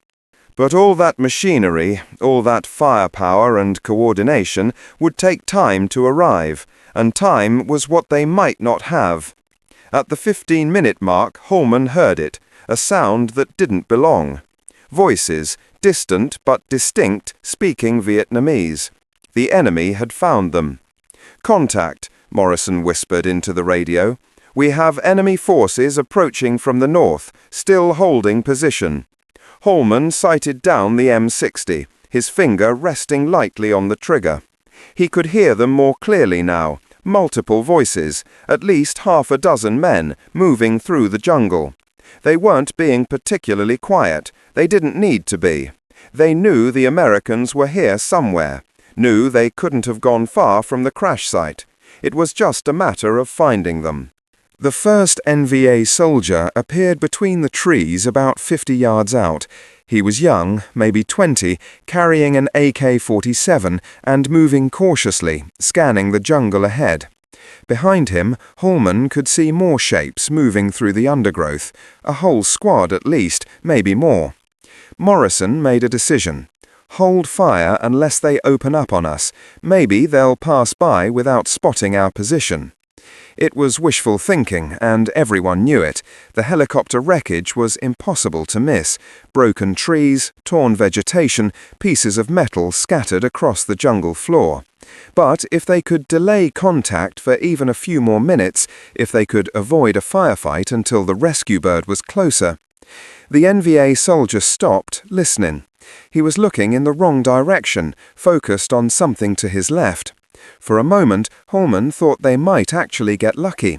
Then one of the other enemy soldiers called out, and the first one turned and looked directly at their position. The moment hung suspended. 2 groups of men, separated by 50 yards of jungle, each aware of the other, each making split-second calculations about what came next. Then the NVA soldier raised his AK-47. Hallman fired first. The M60 roared, and the soldier went down.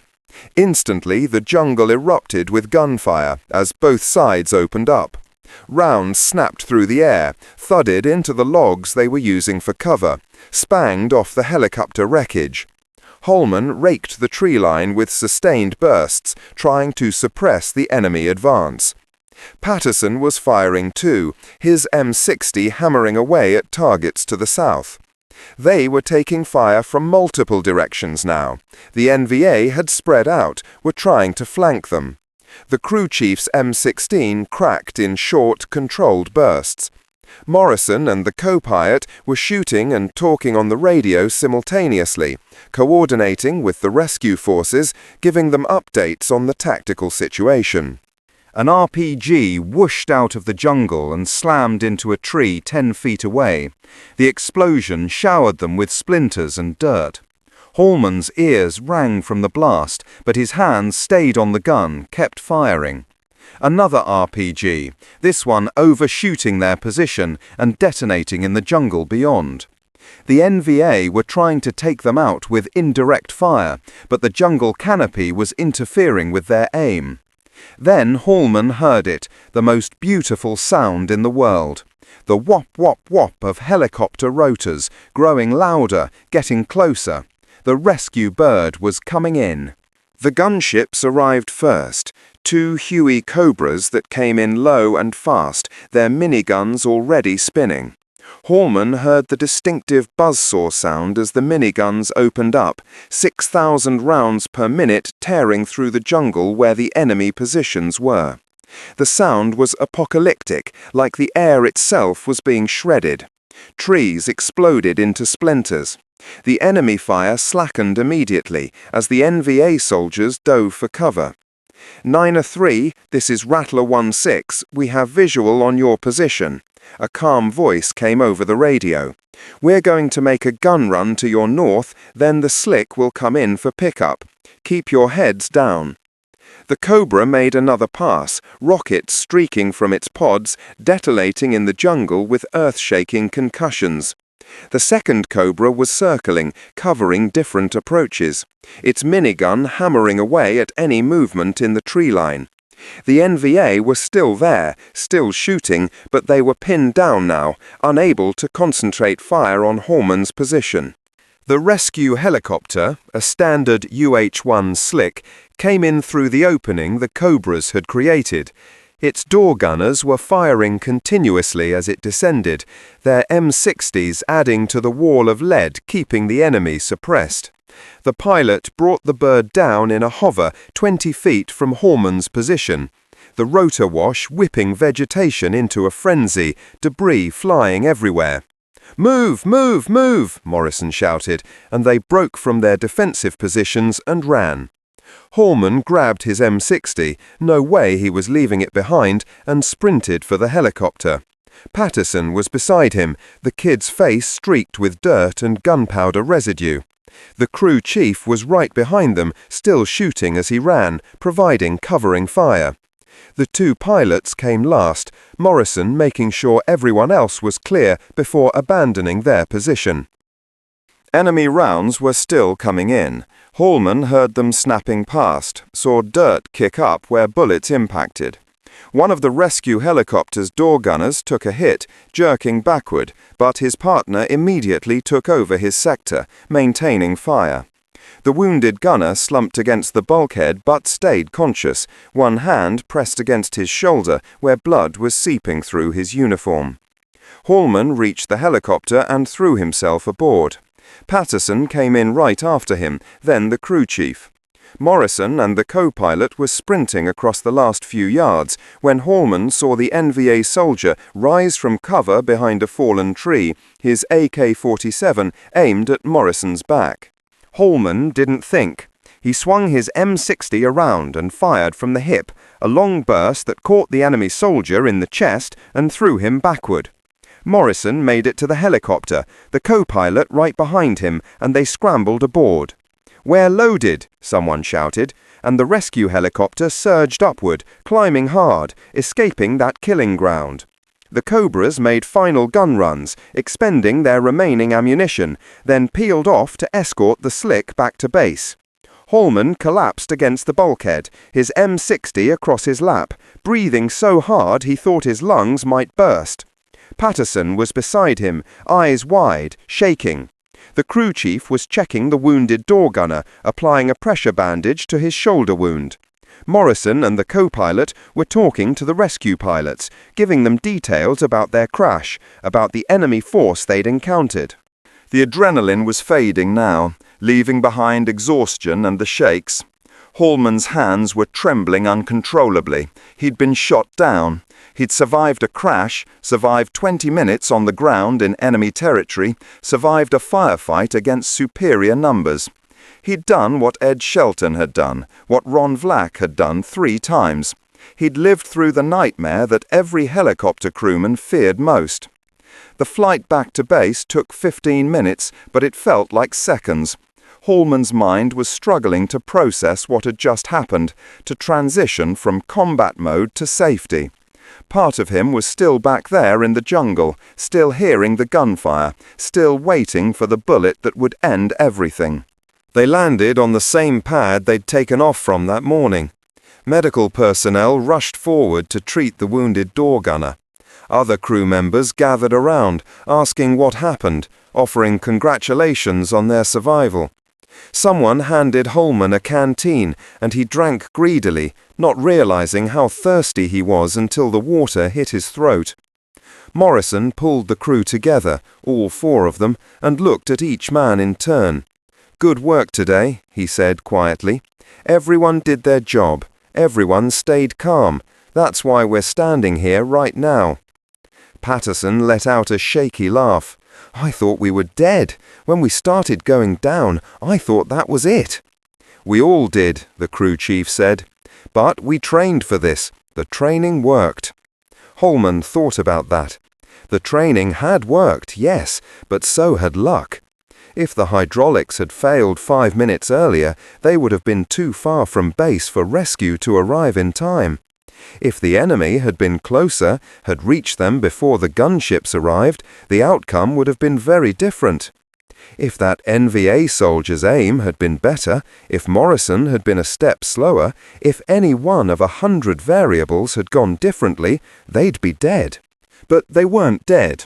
They were alive, standing on solid ground, breathing air that didn't reek of gunpowder and fear. They'd survived. And tomorrow, after the mechanics cleared them and assigned them a new helicopter, they'd fly again. That night, Hallman sat outside his hooch and watched the stars. Patterson joined him after a while, and they sat in silence for a long time. Finally, Patterson spoke. "My dad asked me in his last letter what it's like being a door gunner," he said. "I didn't know how to answer. How do you explain this to someone who wasn't here?" Hallman considered the question. "You don't," he said finally. "You can't. The only people who understand are the ones who did it themselves. What are you going to tell people when you get home, when they ask about the war?" "I don't know," Hallman admitted. "Maybe nothing. Maybe everything. I haven't figured that part out yet." They sat quiet for another moment. Then Patterson said, "Thank you. For today. For training me. For having my back out there. I wouldn't have made it without you." "You would have," Hallman said. "You did good today, Patterson. You did exactly what you needed to do. Your dad would be proud." The kid nodded, wiping at his eyes. Yeah, maybe he would." The crash changed something in Hallman. Not in an obvious way. He still flew his missions, still did his job, still sat in that doorway day after day. But something fundamental had shifted inside him. He'd faced the worst-case scenario and survived. He'd been shot down, been trapped on the ground with the enemy closing in, been in a firefight where death was seconds away, and he'd walked away from it. The fear was still there, would always be there, but it no longer dominated his thoughts the way it once had. The Army assigned them a new helicopter, a Huey fresh from maintenance, with no history, no personality, no lucky quirks. It flew well enough, responded properly to controls, had no mechanical issues, but it wasn't their bird. The crew missed their old helicopter in the irrational way that soldiers become attached to their equipment, even equipment that had nearly killed them. October arrived, bringing clearer skies and a temporary reduction in the monsoon rains.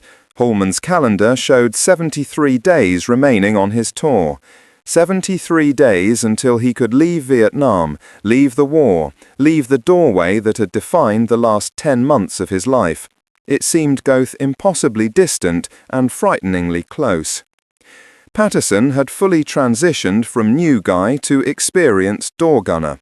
He'd been through his baptism by fire, literally, during the crash and subsequent firefight, and had come out the other side changed. Hallman watched the transformation with a mixture of satisfaction and sadness. Satisfaction because Patterson had survived and learned, had become good at a job that killed most men who tried it. Sadness because the kid had lost something in the process, an innocence, a belief that the world made sense, that courage and skill were enough to guarantee survival. The missions continued. Hot LZs and cold ones, combat assaults and resupply runs, medivacs and reconnaissance insertions. They flew into the A Shau Valley again, Hallman's second trip into that hell, and he felt his stomach clench as they crossed into the valley's airspace. But this time the landing went smoothly. No ambush, no losses. Just another day in the helicopter war. Word came down that the 281st Assault Helicopter Company was being recommended for a unit citation for their actions during the A Shau Valley operation, where they'd lost 8 helicopters. Hallman didn't know how to feel about that. A citation wouldn't bring back the men who died that day, wouldn't erase the memory of watching helicopters explode in mid-air. But maybe it meant something that their sacrifice was being recognized, that the military understood what they'd faced. Doug Carler came back from Japan, his leg still healing but functional enough for light duty. He wouldn't be flying combat missions anymore. The shrapnel damage had ended his career as a door gunner, but he was helping with training and maintenance, passing his knowledge on to the new guys still arriving in country. Hallman ran into him at the mess hall one evening. "How's the leg?" Hallman asked. Carler shrugged. "Hurts like hell when it rains, which is most days here, but I can walk. They're sending me stateside next month, medical discharge, Purple Heart and an honourable out." He paused. "I hear you got shot down." "Yeah, made it out though. Whole crew survived." "You're lucky," Carler said. "Ron Vlach told me about his 3 crashes. Said the third one was the worst. They hit hard. The crew chief broke his back. Had to wait 6 hours for rescue because the LZ was too hot for immediate extraction. 6 hours with a man screaming in pain and the enemy trying to get to them." Hallman hadn't heard that story. "Is the crew chief okay?" "He lived, paralyzed from the waist down though. 22 years old, in a wheelchair for the rest of his life." Carler looked down at his meal. "That's what scares me more than dying, you know. Not getting killed clean, but surviving with injuries that wreck your whole life. At least if you die, it's over, but living with that kind of damage." "Yeah," Hallman said quietly. He'd thought about that too, during the long nights when sleep wouldn't come. Thought about all the ways you could survive Vietnam, but not really survive, not intact. The physical wounds were obvious, missing limbs, paralysis, burns, shrapnel damage. But there were psychological wounds too, invisible injuries that would follow men home and haunt them for decades.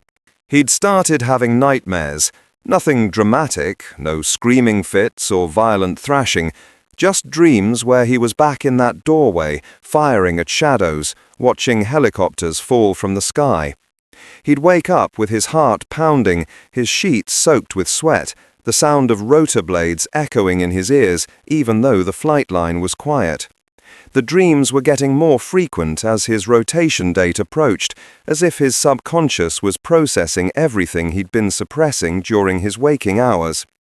November came. 37 days left on his tour. Hallman had entered what veterans called short-timers syndrome, the paranoid belief that you were most likely to get killed right at the end of your tour when home was finally within reach. It was superstition, statistically meaningless, but it felt true. Every mission now carried extra weight, every flight was one more obstacle between him and survival. The army had already started his out-processing paperwork. He had orders cut for his return to the States, had been assigned to a training unit at Fort Rocker, where he'd help prepare new door gunners for deployment to Vietnam. The cruel irony of that wasn't lost on him.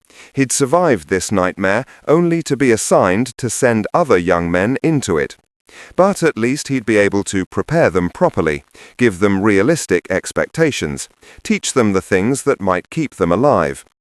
On November 18th, with 28 days left on his tour, Hallman flew what would be his last combat mission.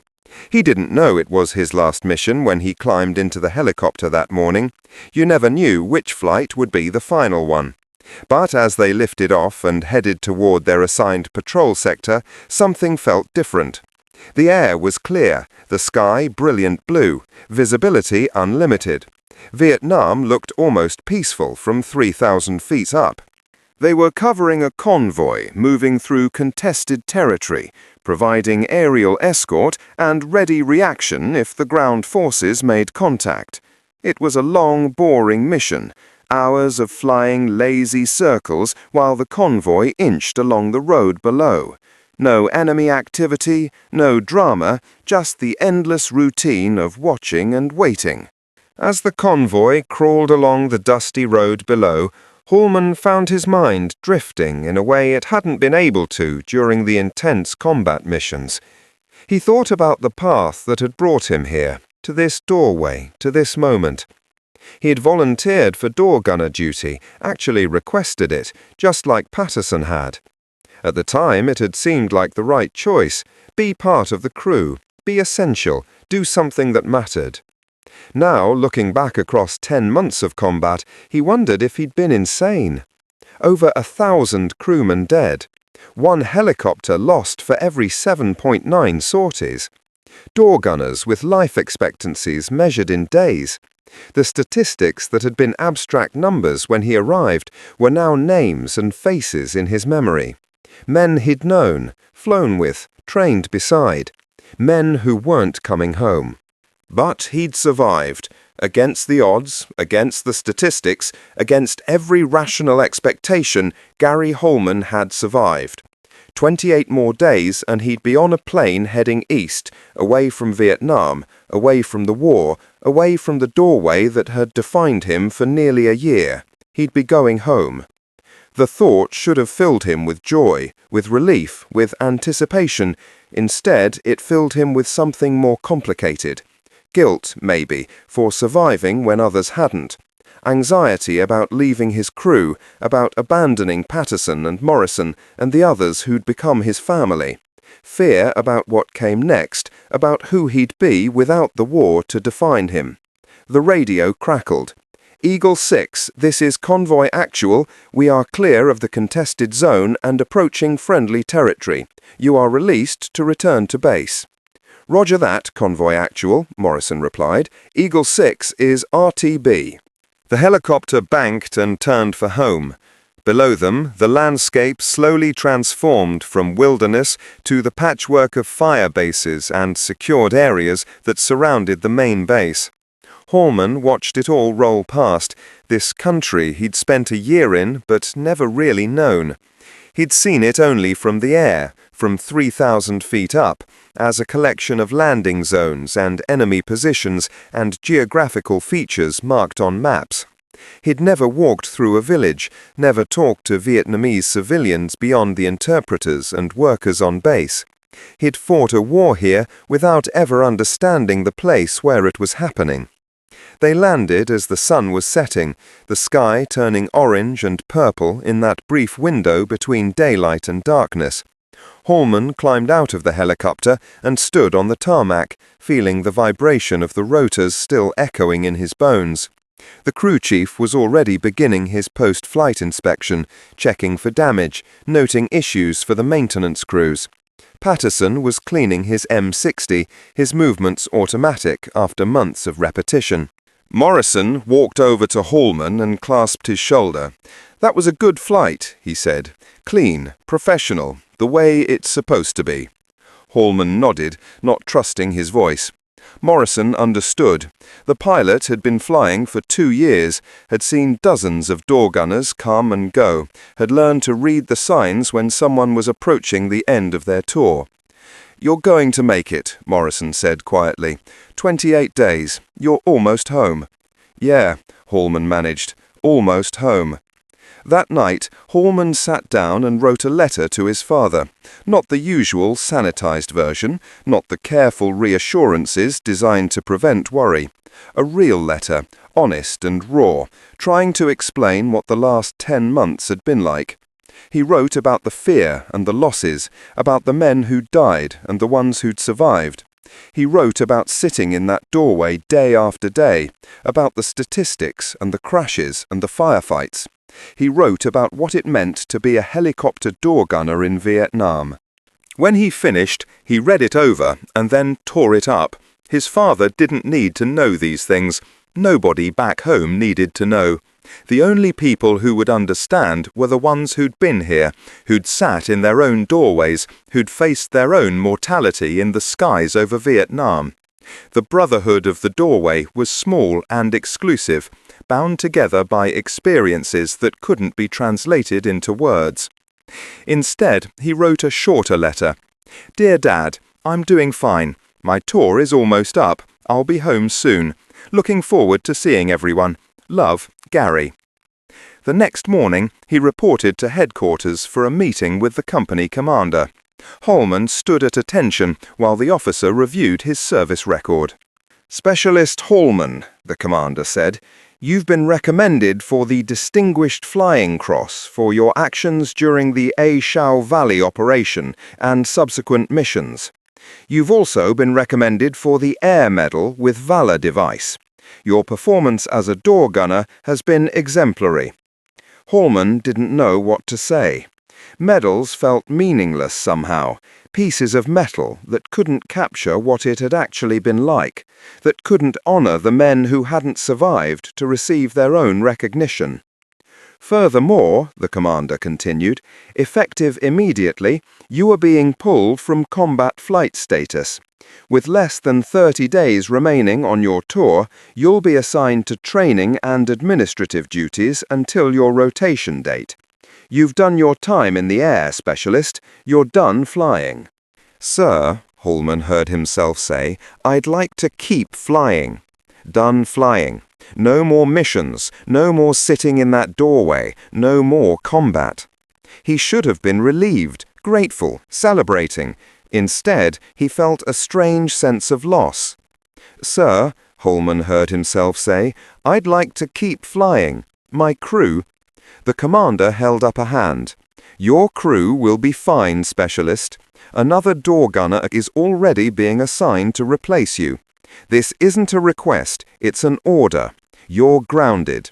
Dismissed." Hallman saluted and left the office, his mind reeling. It was over. His war was over. He'd survived. He'd made it. He'd beaten the odds. But ending it like this, being pulled away from his crew with no warning, felt wrong somehow. Incomplete. He found Morrison and told him the news. The pilot nodded slowly. "It's the right call," Morrison said. "You're too short to be flying combat. We've lost too many guys right at the end of their tours, guys who made it 11 months and then got killed with days to go. The Army doesn't want that blood on their hands if they can avoid it." "What about the crew? What about Patterson?" "Patterson will be fine. He's got 4 months left on his tour, plenty of time to work with the new guy, and the new guy will benefit from Patterson's experience, just like Patterson benefited from yours. That's how this works. Knowledge passed down from one generation of door gunners to the next." Hallman knew Morrison was right, but it didn't make leaving any easier. That evening he gathered the crew together, Morrison, the co-pilot, the crew chief and Patterson, and told them officially that he was done flying. Patterson looked stricken. "But you can't just leave. We're a crew. We work together." "You'll work together with the next guy," Hallman said. "You'll teach him what I taught you. You'll keep him alive the same way I tried to keep you alive. And in 4 months, when your tour is up, you'll pass it on to whoever comes after you. That's the job." The final 28 days passed in a strange limbo. Hallman worked in the training section, briefing new door gunners on weapons maintenance, tactics, and survival procedures. He stood in front of classrooms full of young faces, kids really, most of them barely 20 years old, and tried to prepare them for what they were about to experience. He told them about fields of fire and ammunition conservation, about reading the jungle and recognizing threats. He told them the statistics because they deserved to know the odds they were facing. What he didn't tell them was how it felt. How the fear became a constant companion, how the nightmares would follow them home, how they'd spend the rest of their lives looking up at the sound of helicopters. Some things couldn't be taught, only learned through experience. He watched his old crew fly out each morning without him, watched them return each evening, and felt like a ghost haunting his own past. Patterson would find him afterward and give reports, where they'd flown, what they'd encountered, how the new door gunner was working out. The kid, whose name was Rodriguez, was learning fast. He'd be fine. The crew would be fine. On December 15th, with 1 day left before his flight home, Hallman stood at the edge of the flight line and watched the helicopters launch for the morning missions. His helicopter, except it wasn't his anymore, lifted off with Rodriguez in his doorway, the new guy's hands on the M60 that Hallman had cleaned and maintained for 10 months. The formation climbed into the morning sky and disappeared toward the west, carrying men into danger, same as always. Hallman turned away and walked back to his hooch to finish packing his duffel. His orders were cut, his travel arrangements confirmed. Tomorrow morning he'd board a C-130 transport headed for Saigon, then catch a commercial flight to the States. 48 hours from now, he'd be back in America, back in the world, no longer a door gunner, no longer at war. That evening, the crew threw him a small farewell party. Nothing elaborate, just some beer and the kind of dark humor that soldiers use to cope with loss. They toasted to Hallman's survival, to his service, to his rotation home. They told stories about missions they'd flown together, about close calls and stupid mistakes and moments of grace under pressure. They carefully avoided talking about the future, about what came next, about the war that would continue without him. Morrison pulled him aside at the end of the night. "You know what I tell every door gunner when they rotate out?" the pilot said. "I tell them that the hardest part isn't the war, it's coming home and realizing that nobody back there understands what you went through. They'll ask about Vietnam and you won't know what to tell them. They'll thank you for your service and you won't know how to respond. They'll go about their normal lives and you'll wonder how anyone can care about trivial things when men are still dying over here." "So what do I do?" Hallman asked. Morrison was quiet for a moment. "You find the other door gunners, the other guys who sat in that doorway. You find them and you talk to them, because they're the only ones who'll really understand. And you remember that you survived for a reason. Maybe it's to train the next generation. Maybe it's to tell the story. Maybe it's just to live a good life in honor of the ones who didn't make it home. But you survived, Hallman. Don't waste that."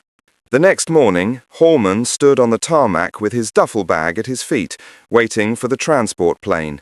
A dozen other soldiers stood nearby, all of them rotating out, all of them carrying the same mixture of relief and guilt and uncertainty.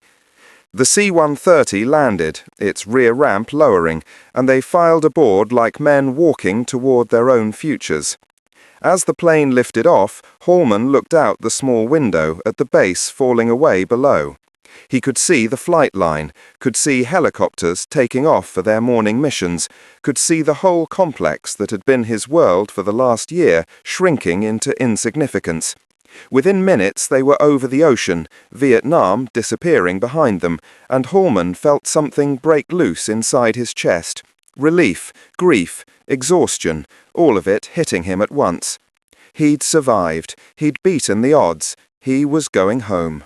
The flight to Saigon took 2 hours, then a 6-hour layover before the commercial flight to the States. Hallman spent the time in a transit lounge with other soldiers heading home, all of them existing in that strange space between war and peace, no longer really in Vietnam, but not yet truly home. They didn't talk much. What was there to say? The commercial flight, a standard Boeing 707, was surreal. Civilian passengers, flight attendants in uniforms, actual meals served on trays. The world pretending that war wasn't happening a few hundred miles away. Hallman sat by the window and watched the Pacific slide by below, 12 hours of flight time separating him from everything he'd experienced in the last year. They landed at Travis Air Force Base in California just before dawn. The soldiers filed off the plane in silence, stepping onto American soil for the first time in months or years. No brass bands, no welcome home parades, just an empty terminal and processing stations where they turned in their orders and received their discharge instructions. Hallman took a bus to San Francisco, then caught a flight to his hometown in the Midwest. His father met him at the airport, older than Hallman remembered, his hair grayer, lines on his face that hadn't been there before. They embraced awkwardly, neither man knowing quite what to say. "Welcome home, son," his father said finally. "Thanks, Dad. It's good to be back." The lie was instinctive, automatic, because the truth was more complicated. Home didn't feel like home anymore. The streets looked wrong, too clean, too safe. The people looked wrong, going about their business as if war wasn't happening, as if men weren't dying. Hallman found himself looking up at every helicopter that flew overhead, his body tensing automatically, his hands reaching for a weapon that wasn't there. The nightmares got worse. Most nights, Hallman would jolt awake at 3 in the morning, his heart racing, the sound of rotor blades echoing in his ears. He'd lie in bed and try to remember where he was, try to convince himself that he was safe, that the war was over, that he wasn't in that doorway anymore. Sometimes it worked, sometimes it didn't. His family tried to understand. They asked careful questions about Vietnam, about what he'd done, about what it had been like. Hallman gave careful answers, vague and sanitized, protecting them from the truth. His mother seemed relieved that he was home safe. His father, the factory worker who'd never been in combat, nodded and didn't push for details he probably suspected he didn't want to hear. Friends from before the war reached out, suggesting they get together, catch up, return to normal. But normal didn't exist anymore. Hallman went to a few gatherings and sat silent while people talked about sports and jobs and relationships, and he couldn't make himself care about any of it. What did any of it matter when men were still dying in Vietnam? When Patterson and Morrison and Rodriguez were still flying missions, still sitting in those doorways, still facing death every single day? 3 months after returning home, Hallman received orders to Fort Rucker, Alabama, where he'd been assigned to the aviation school as an instructor. The Army wanted him to train the next generation of door gunners, to pass on his knowledge and experience to kids who'd never been in combat but soon would be. Fort Rucker felt like a different universe from Vietnam. Clean barracks, manicured lawns, a training environment where the bullets weren't real and the crashes were simulated.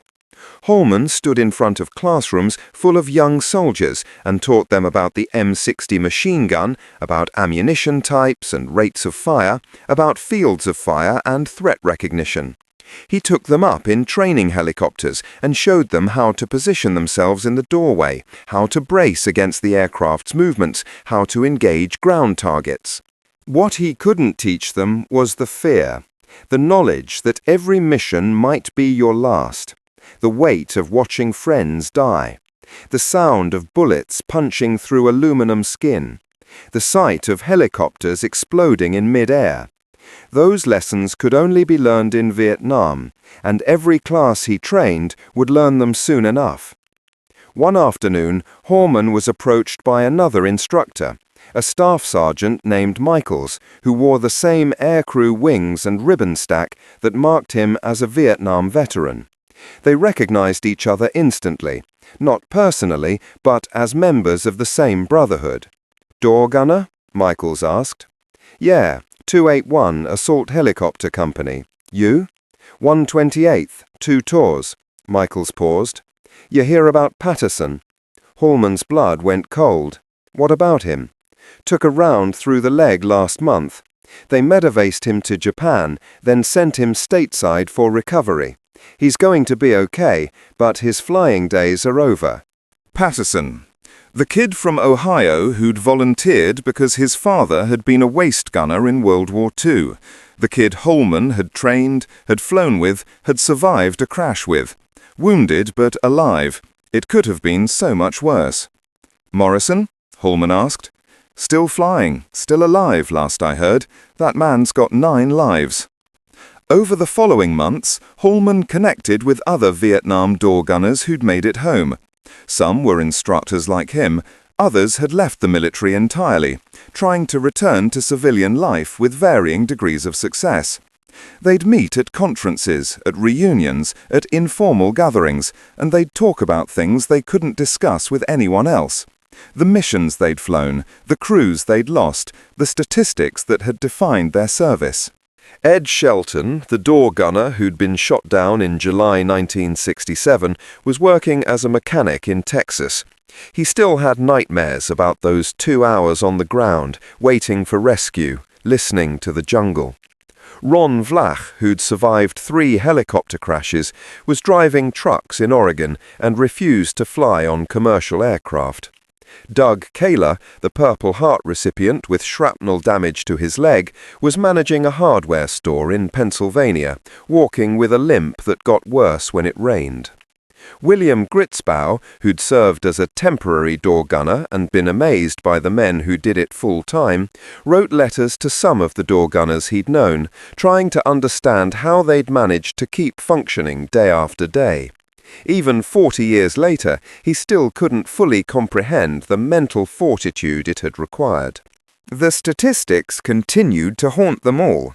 Between 1966 and 1971, one Army helicopter lost for every 7.9 sorties, 564 pilots killed, 1,155 crewmen killed, 682 passengers killed in accidents alone, not counting combat losses.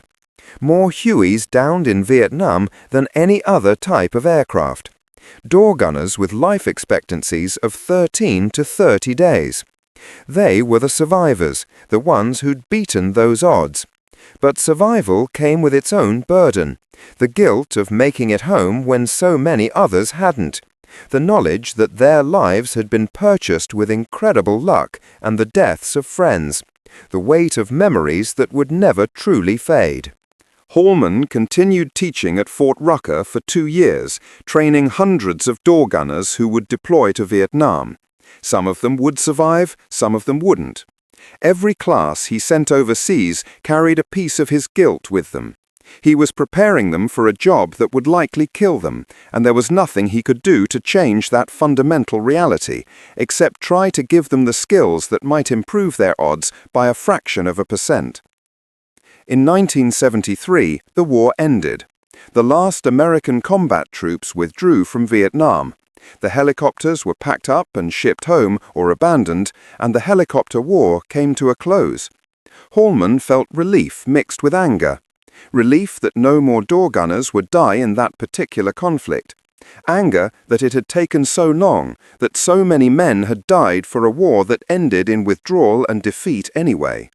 He left the army in 1974, taking his honorable discharge and his medals and his nightmares back into civilian life. He found work as a mechanic, married a woman who tried to understand his silences and his sleepless nights, started a family.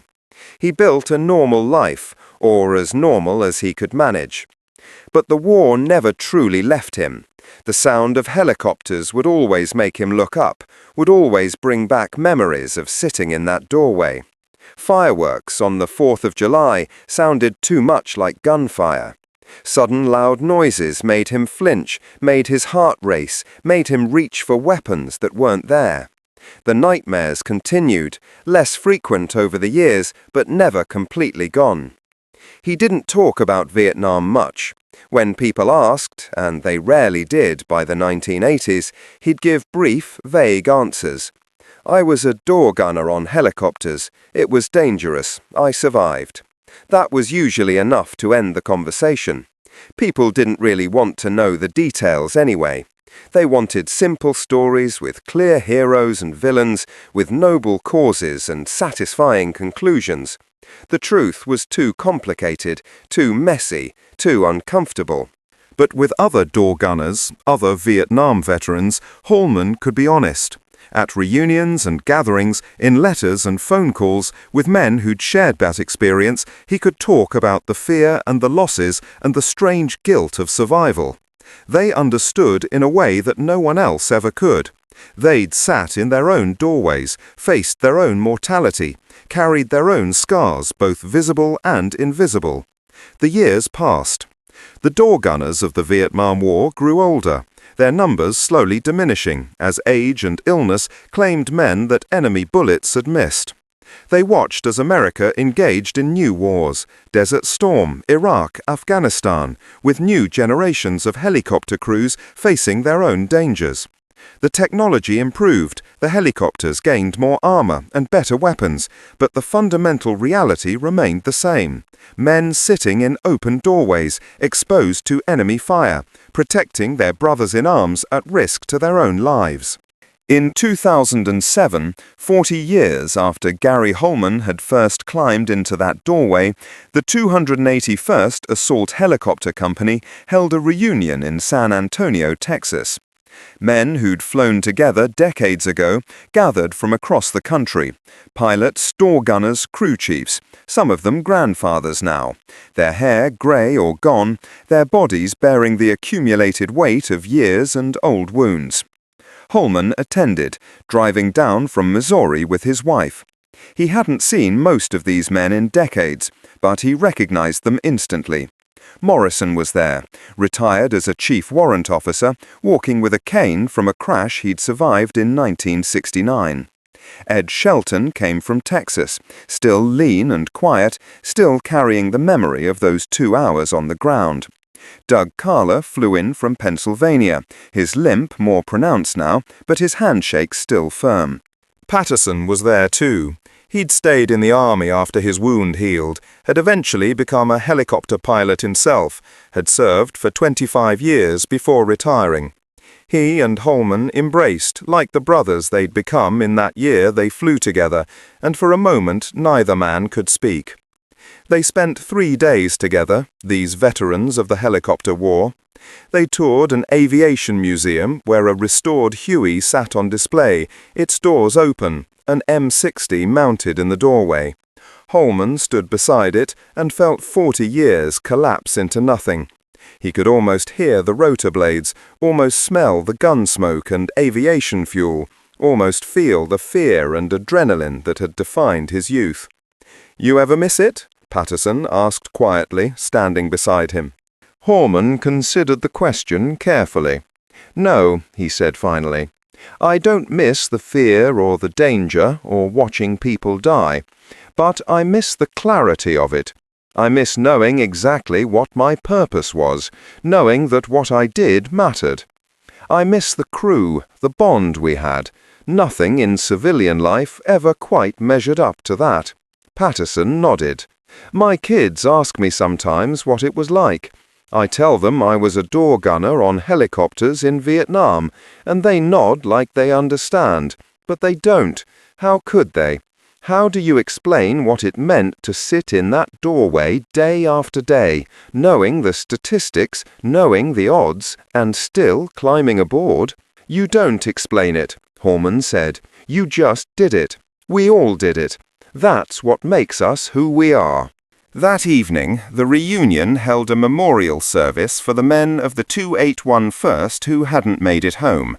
Names were read aloud, dozens of them, pilots and door gunners and crew chiefs who'd been killed in crashes or shot down or died in accidents. Each name carried memories for someone in that room. Each death had left a hole in someone's life. When they read the names of the men who died in the A Shau Valley operation, Hallman closed his eyes and saw it again. The helicopters exploding in mid-air, the men burning, the chaos and terror of that day. 40 years later, and the memory was still vivid, still raw, still capable of bringing tears to his eyes. A historian from the Army Aviation Museum gave a presentation about the helicopter's role in Vietnam. He talked about air mobility doctrine, about the statistics of helicopter operations, about the technological innovations that had come from the war. He mentioned, almost in passing, that helicopter door gunners had one of the highest casualty rates of any military occupation specialty in Vietnam. These men, the historian said, gesturing to the veterans gathered before him, sat in open doorways with no protection beyond a bulletproof vest. They faced enemy fire from multiple directions with no cover, no armor, nothing but their own skill and courage. The life expectancy for door gunners was measured in days, not months. Yet thousands of young Americans volunteered for this duty, knowing the odds, accepting the danger, because their brothers in arms needed them. He paused, looking around the room. The helicopter war was defined by the distinctive sound of UH-1 Huey choppers, by the sight of formations flying into combat, by the courage of the men who crewed those aircraft. The pilots who flew them, the door gunners who protected them, the crew chiefs who maintained them, together they created a form of warfare that had never existed before and changed how America would fight all its future wars. Every helicopter operation in every conflict since Vietnam owes a debt to what these men accomplished and what they sacrificed. After the presentation, Hallman walked outside into the Texas evening. The sun was setting, painting the sky in shades of orange and purple that reminded him of Vietnam sunsets. Patterson joined him, and they stood together in comfortable silence. "You know what I think about sometimes," Patterson said. "I think about Rodriguez, the guy who replaced you in the crew. He made it home, finished his tour, went back to California, became a teacher. I stayed in touch with him for a few years after the war. He told me once that he thought about you every time he climbed into that doorway, tried to do the job the way you'd taught me to do it." "Did he have nightmares?" Hallman asked. "Yeah, we all did. We all still do, probably. But he survived. The whole crew survived. Morrison flew for another 2 years in country and never lost a single crew member under his command. He was one of the lucky pilots." Hallman thought about that. Luck. That's what it came down to in the end. Skill mattered, training mattered, courage mattered, but luck mattered most. The random chance that determined which helicopter took a catastrophic hit and which one made it home with nothing but a few bullet holes. The arbitrary fate that killed some men and spared others for no reason that anyone could discern. "We were all lucky," Hallman said. "Every single one of us in that room tonight beat the odds. We survived a job that should have killed us. We made it home when over 1,000 other crewmen didn't. I don't know why we lived and they died. I don't know if there's any meaning to it, but we're here and they're not, and we owe them something for that." "What do we owe them?" Patterson asked. "To remember," Hallman said, "to tell their story, to make sure people understand what they did, what it cost, what it meant. The helicopter door gunners of the Vietnam War were among the bravest men who ever served in the American military. They sat in those open doorways knowing they were the most exposed, most vulnerable men on the aircraft. They watched friends die, felt bullets pass inches from their heads, flew into hell day after day because that was the job, and most people don't even know they existed." Over the next few years, some of the door gunner veterans began giving talks at schools and military installations, sharing their stories with new generations. They showed pictures of Hueys, explained how the M60 machine gun worked, described the tactics and procedures of helicopter combat. They talked about the fear and the losses and the bond between crew members that transcended ordinary friendship. But mostly they talked about the men who hadn't made it home, the 564 pilots, the 1,155 crewmen, the countless others who'd been wounded physically or psychologically. The door gunners with 13 to 30-day life expectancies who'd climbed into those doorways anyway because someone had to do it. Hallman returned home from the reunion changed in a way he couldn't quite articulate. For 40 years he'd carried Vietnam with him in silence, sharing it only with other veterans, keeping it locked away from the world. But something about seeing those men again, about standing beside that restored Huey, about hearing the names of the dead read aloud, had broken something open inside him. He started writing, not a memoir exactly, but fragments, memories of specific missions, descriptions of what it felt like to sit in that doorway, portraits of the men he'd served with. He wrote about the A Shau Valley operation, about the crash and the 20 minutes on the ground, about the hearing where he'd been vindicated for doing his job. He wrote about the fear and the guilt and the strange clarity that came from knowing exactly what your purpose was, even if that purpose involved facing death every day. His wife read what he wrote and cried. "I've been married to you for 35 years, she said, and I never really understood what you went through. Why didn't you tell me?" "I couldn't," Hallman said. "How do you explain something like that to someone who wasn't there? I didn't want to burden you with it." "It wouldn't have been a burden. It's part of who you are. It's why you wake up at night, why you flinch at loud noises, why you look up every time a helicopter flies over. I knew something had happened to you in Vietnam, but I didn't understand the depth of it." Hallman showed his writing to Morrison, who'd also started recording his memories. The old pilot read through Hallman's pages carefully, then looked up with tears in his eyes. "You captured it," Morrison said. "You captured what it was really like. The historians can give you the numbers and the tactics, but this is the truth. This is what it meant to be a door gunner." Together, Hallman and Morrison began compiling stories from other door gunner veterans. Ed Shelton contributed his account of being shot down and waiting for rescue.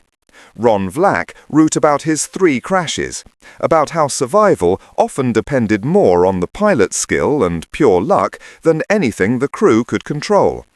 Doug Carler described the moment he was hit by shrapnel, the sudden shock and pain, the long recovery that followed. They collected dozens of stories, hundreds of memories, a collective portrait of what it meant to serve as a helicopter door gunner in Vietnam. The project took years, with contributors scattered across the country, many of them elderly now, some passing away before they could finish their accounts. But slowly, a comprehensive record emerged. Not a sanitized history, but a raw, honest testimony from the men who'd lived it. In 2015, a small military history press agreed to publish the collection. The book wasn't a bestseller. Vietnam War histories rarely were by that point, nearly half a century after the conflict ended. But it found its audience among veterans, among military historians, among the children and grandchildren of men who'd served as door gunners and never talked about it. Hallman received letters from families who'd lost door gunners in Vietnam, thanking him for helping them understand what their fathers or brothers or sons had experienced. He received emails from current helicopter crews serving in Iraq and Afghanistan, telling him that despite the decades of technological advancement, they recognized themselves in the stories of fear and courage and brotherhood. One letter came from the son of a door gunner who'd been killed in 1968, shot down during a combat assault in the Mekong Delta.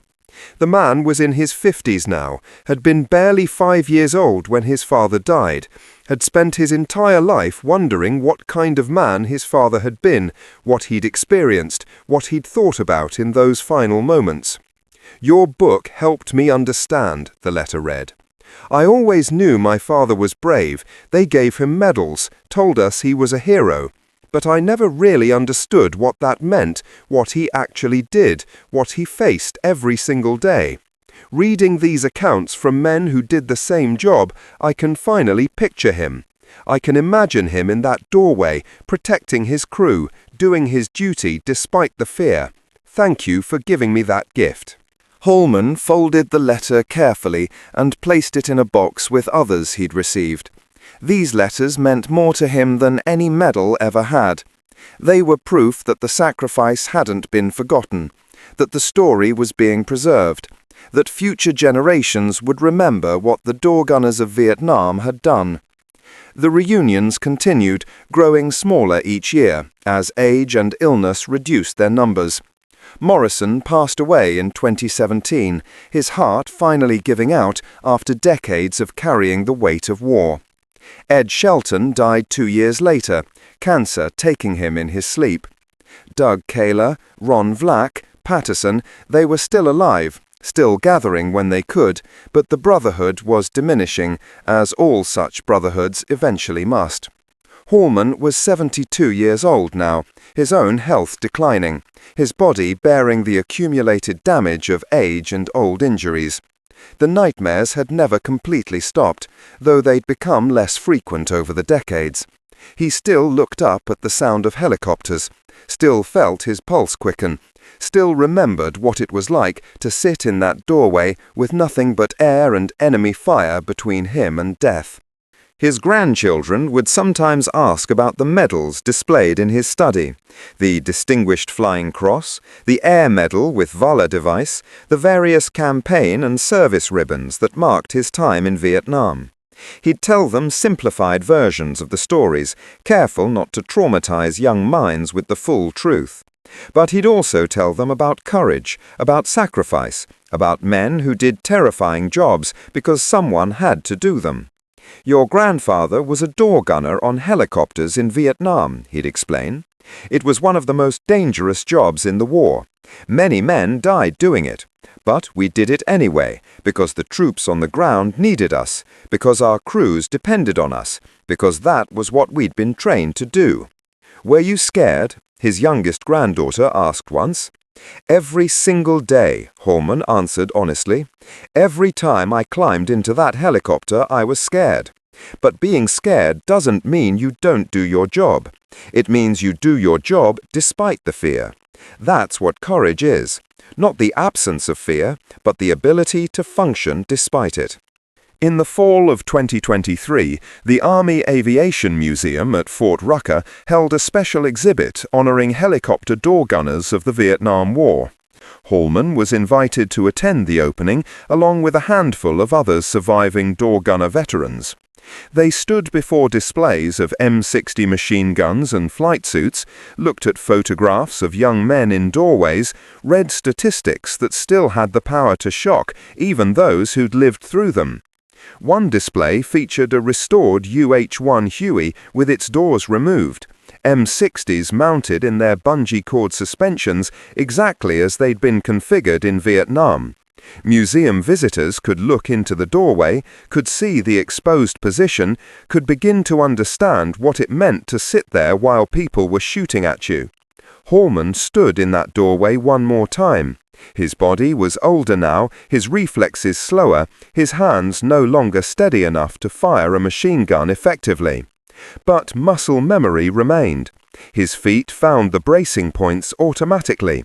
His hands positioned themselves on the gun as if 56 years had collapsed into nothing. A young soldier in modern army combat uniform approached him hesitantly. "Excuse me, sir, were you really a door gunner in Vietnam?" "I was," Hallman said. 281st Assault Helicopter Company, 1967 to 1968. What was it like?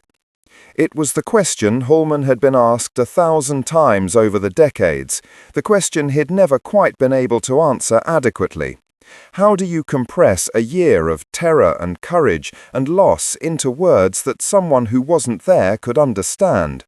Hallman looked at the young soldier, saw the genuine curiosity in his eyes, and realized that this was why he'd written the stories, why he'd attended the reunions, why he'd spent the last decades of his life trying to preserve the memory of what they'd done.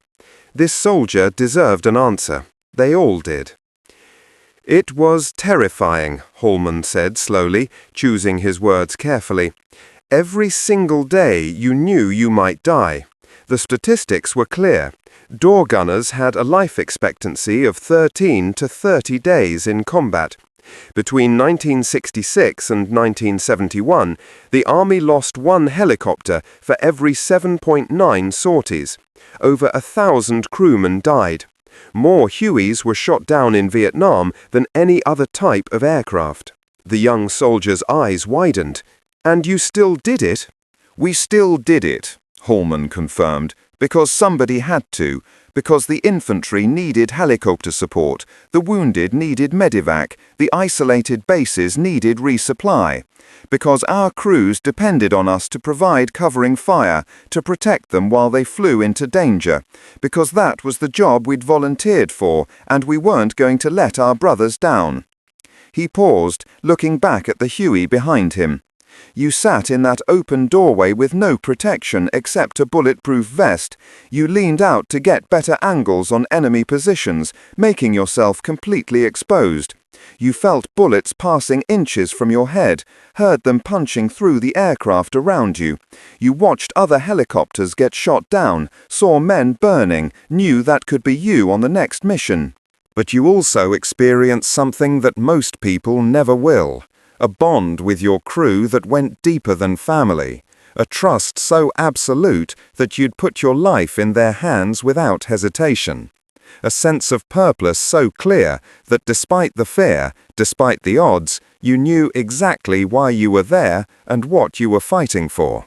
Not for politics or strategy or any grand cause, but for the men beside you. The young soldier absorbed this silently.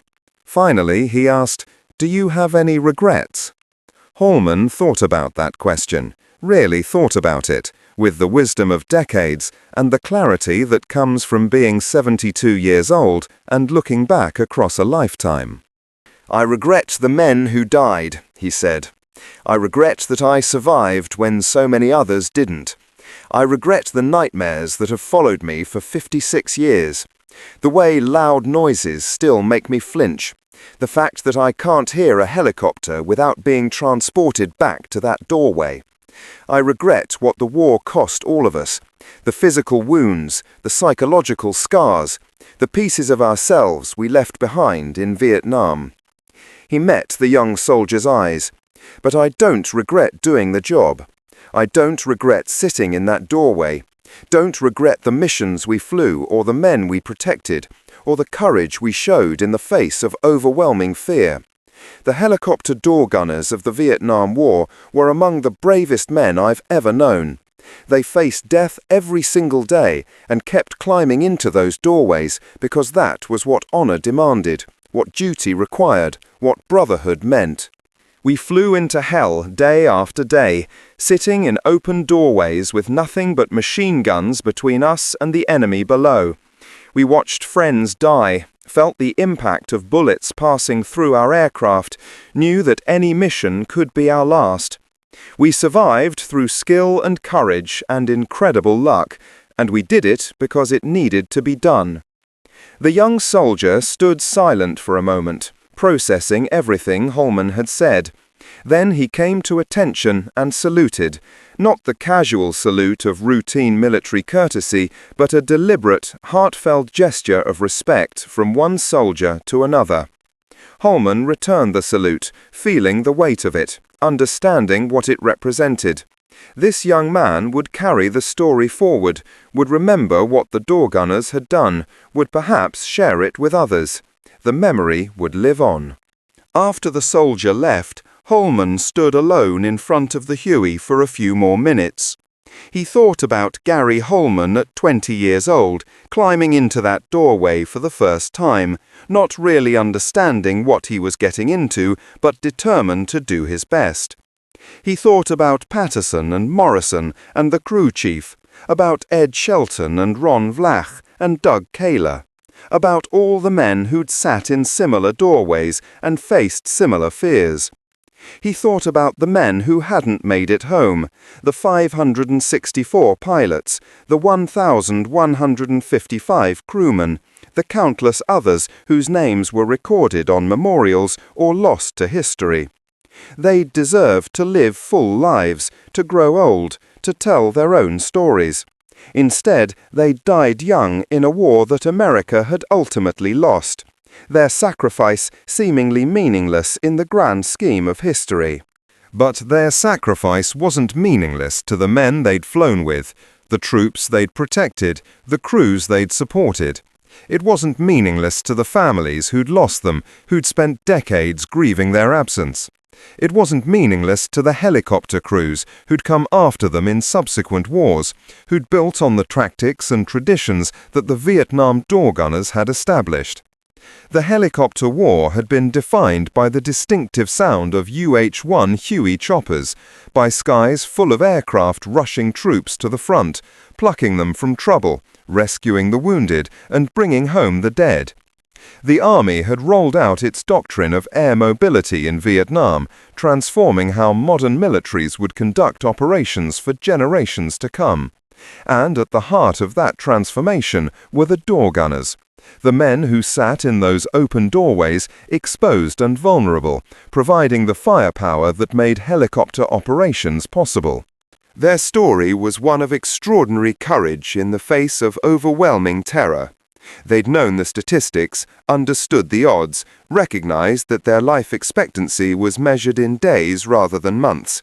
Yet they'd climbed into those doorways anyway, mission after mission, day after day, because their brothers-in-arms depended on them.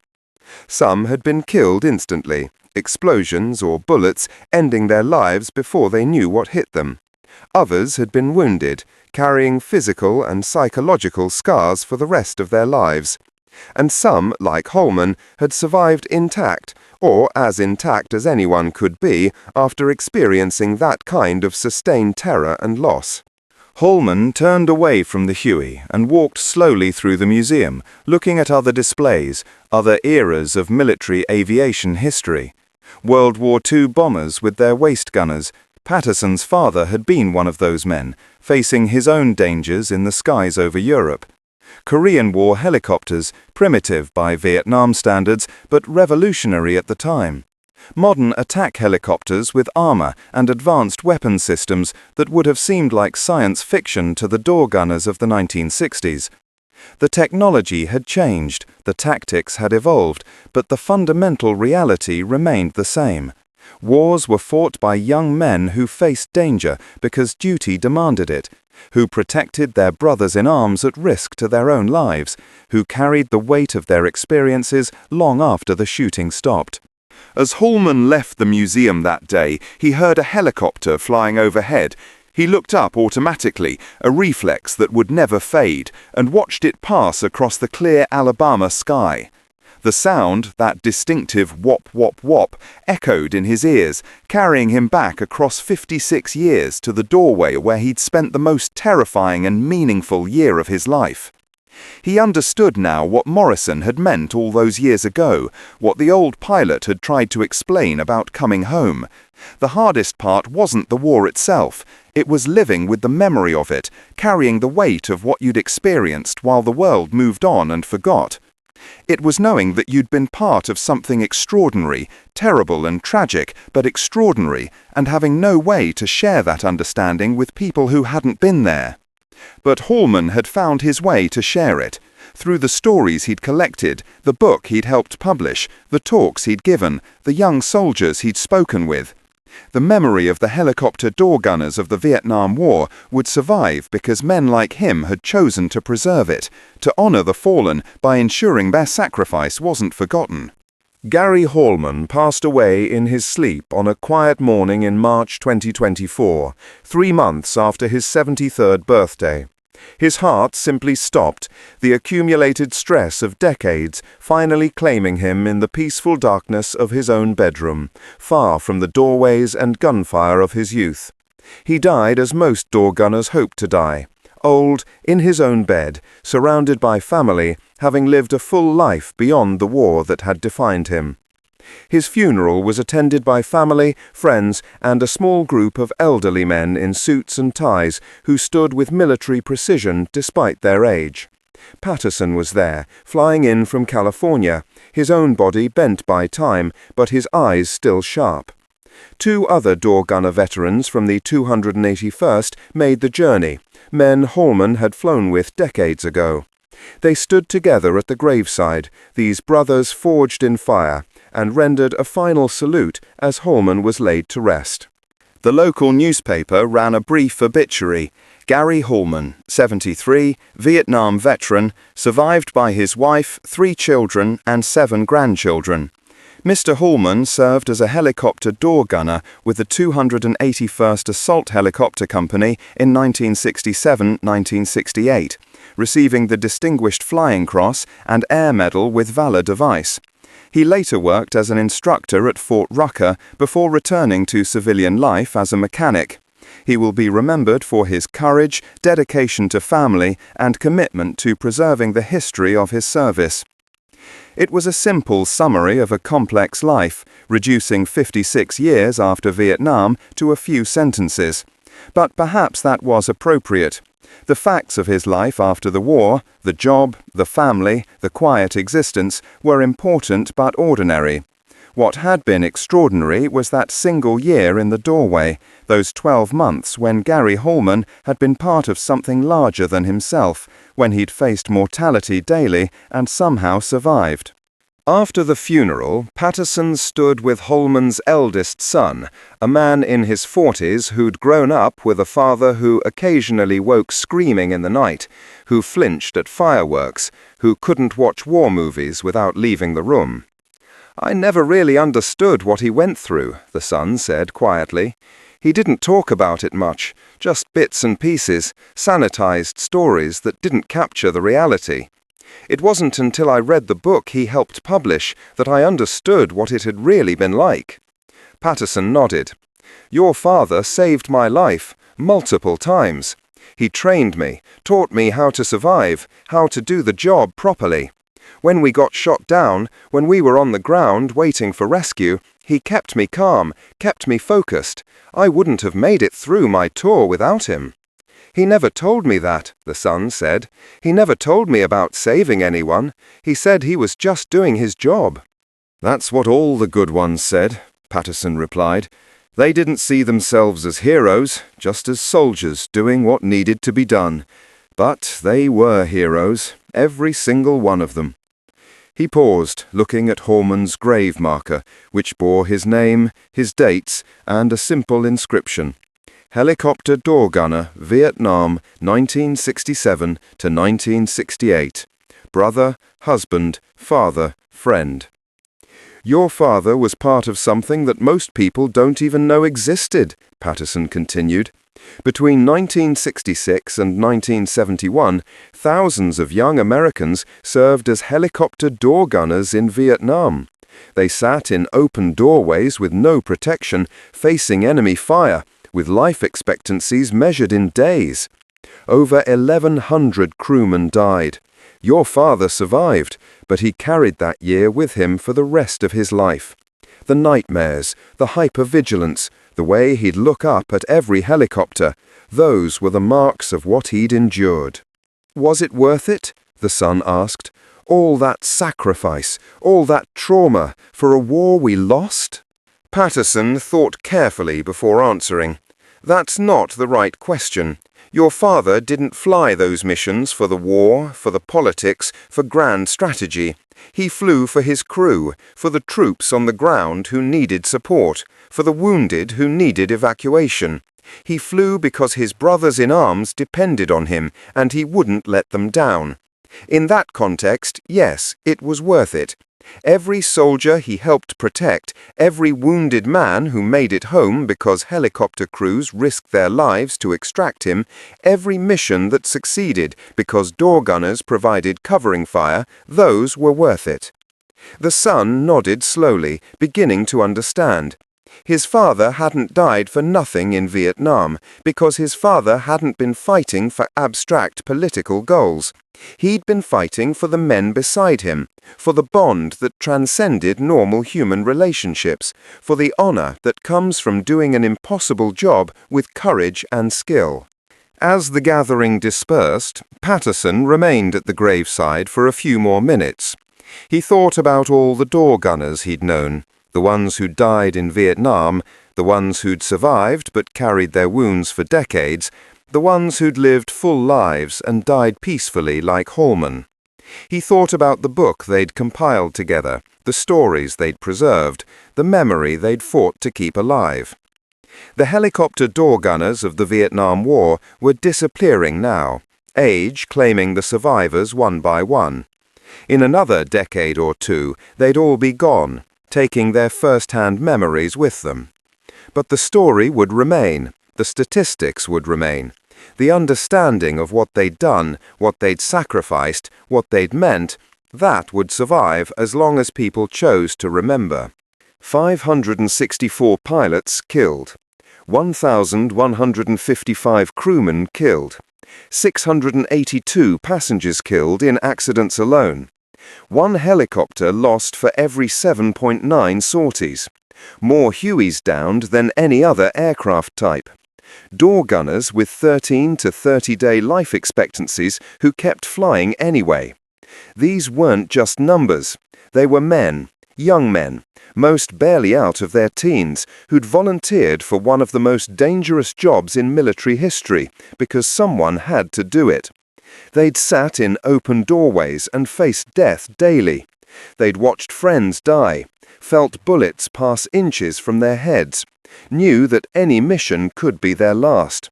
They'd survived through skill and courage and luck, or they'd died young, their potential unfulfilled, their futures stolen by a war that America would ultimately lose. But their courage was real, their sacrifice was real, the bond they'd shared with their crews was real, and the memory of what they'd done, the extraordinary bravery in the face of overwhelming terror, that was real too, and worth preserving. Patterson walked back to his rental car, his body aching from arthritis and old wounds, his mind filled with memories that would never completely fade. He was 74 years old now, one of the last survivors of that brotherhood forged in the doorways of UH-1 Hueys over Vietnam. Soon he'd be gone too, and then there would be no one left who'd actually experienced it, who could speak with first-hand authority about what it had been like. But the story would remain. In the book they'd published, in the exhibits at aviation museums, in the memories passed down through families, in the occasional historical accounts that bothered to mention the men who'd sat in those doorways. The helicopter door gunners of the Vietnam War would be remembered as what they truly were, among the bravest and most exposed combat soldiers in American military history. They'd flown into hell day after day, sitting in open doorways with nothing but machine guns between them and the enemy below. They'd watched friends die, felt the impact of bullets passing through their aircraft, known that any mission could be their last. Their story was one of extraordinary courage in the face of overwhelming terror, and their sacrifice had helped define what would forever be known as the Helicopter War. The distinctive sound of UH-1 Huey choppers, that whop, whop, whop that was seared into the memories of every Vietnam veteran, would echo through history. And in that sound, if you listened carefully, you could hear the voices of the door gunners, young men who did an impossible job with courage and skill, who protected their brothers in arms at risk to their own lives, who faced death daily and kept climbing into those doorways because duty demanded it, honor required it, and brotherhood made it possible. Gary Hallman had been one of those men. He'd survived when so many others hadn't, had lived a full life, had died peacefully in his own bed. But the year he'd spent in that doorway had defined him, had shaped everything that came after, had made him part of a brotherhood that transcended time and distance and even death itself. The doorway remained, not a physical doorway anymore, but a metaphorical one, a space in history where extraordinary men had done extraordinary things. And as long as anyone remembered, as long as their stories were told, the helicopter door gunners of the Vietnam War would remain what they'd always been, heroes who faced impossible odds with courage, who sacrificed without complaint, who served with honor in America's longest and most controversial war. In memory of all the helicopter door gunners who served in the Vietnam War, especially the 1,155 crewmen who gave their lives. Their courage, sacrifice, and brotherhood will never be forgotten.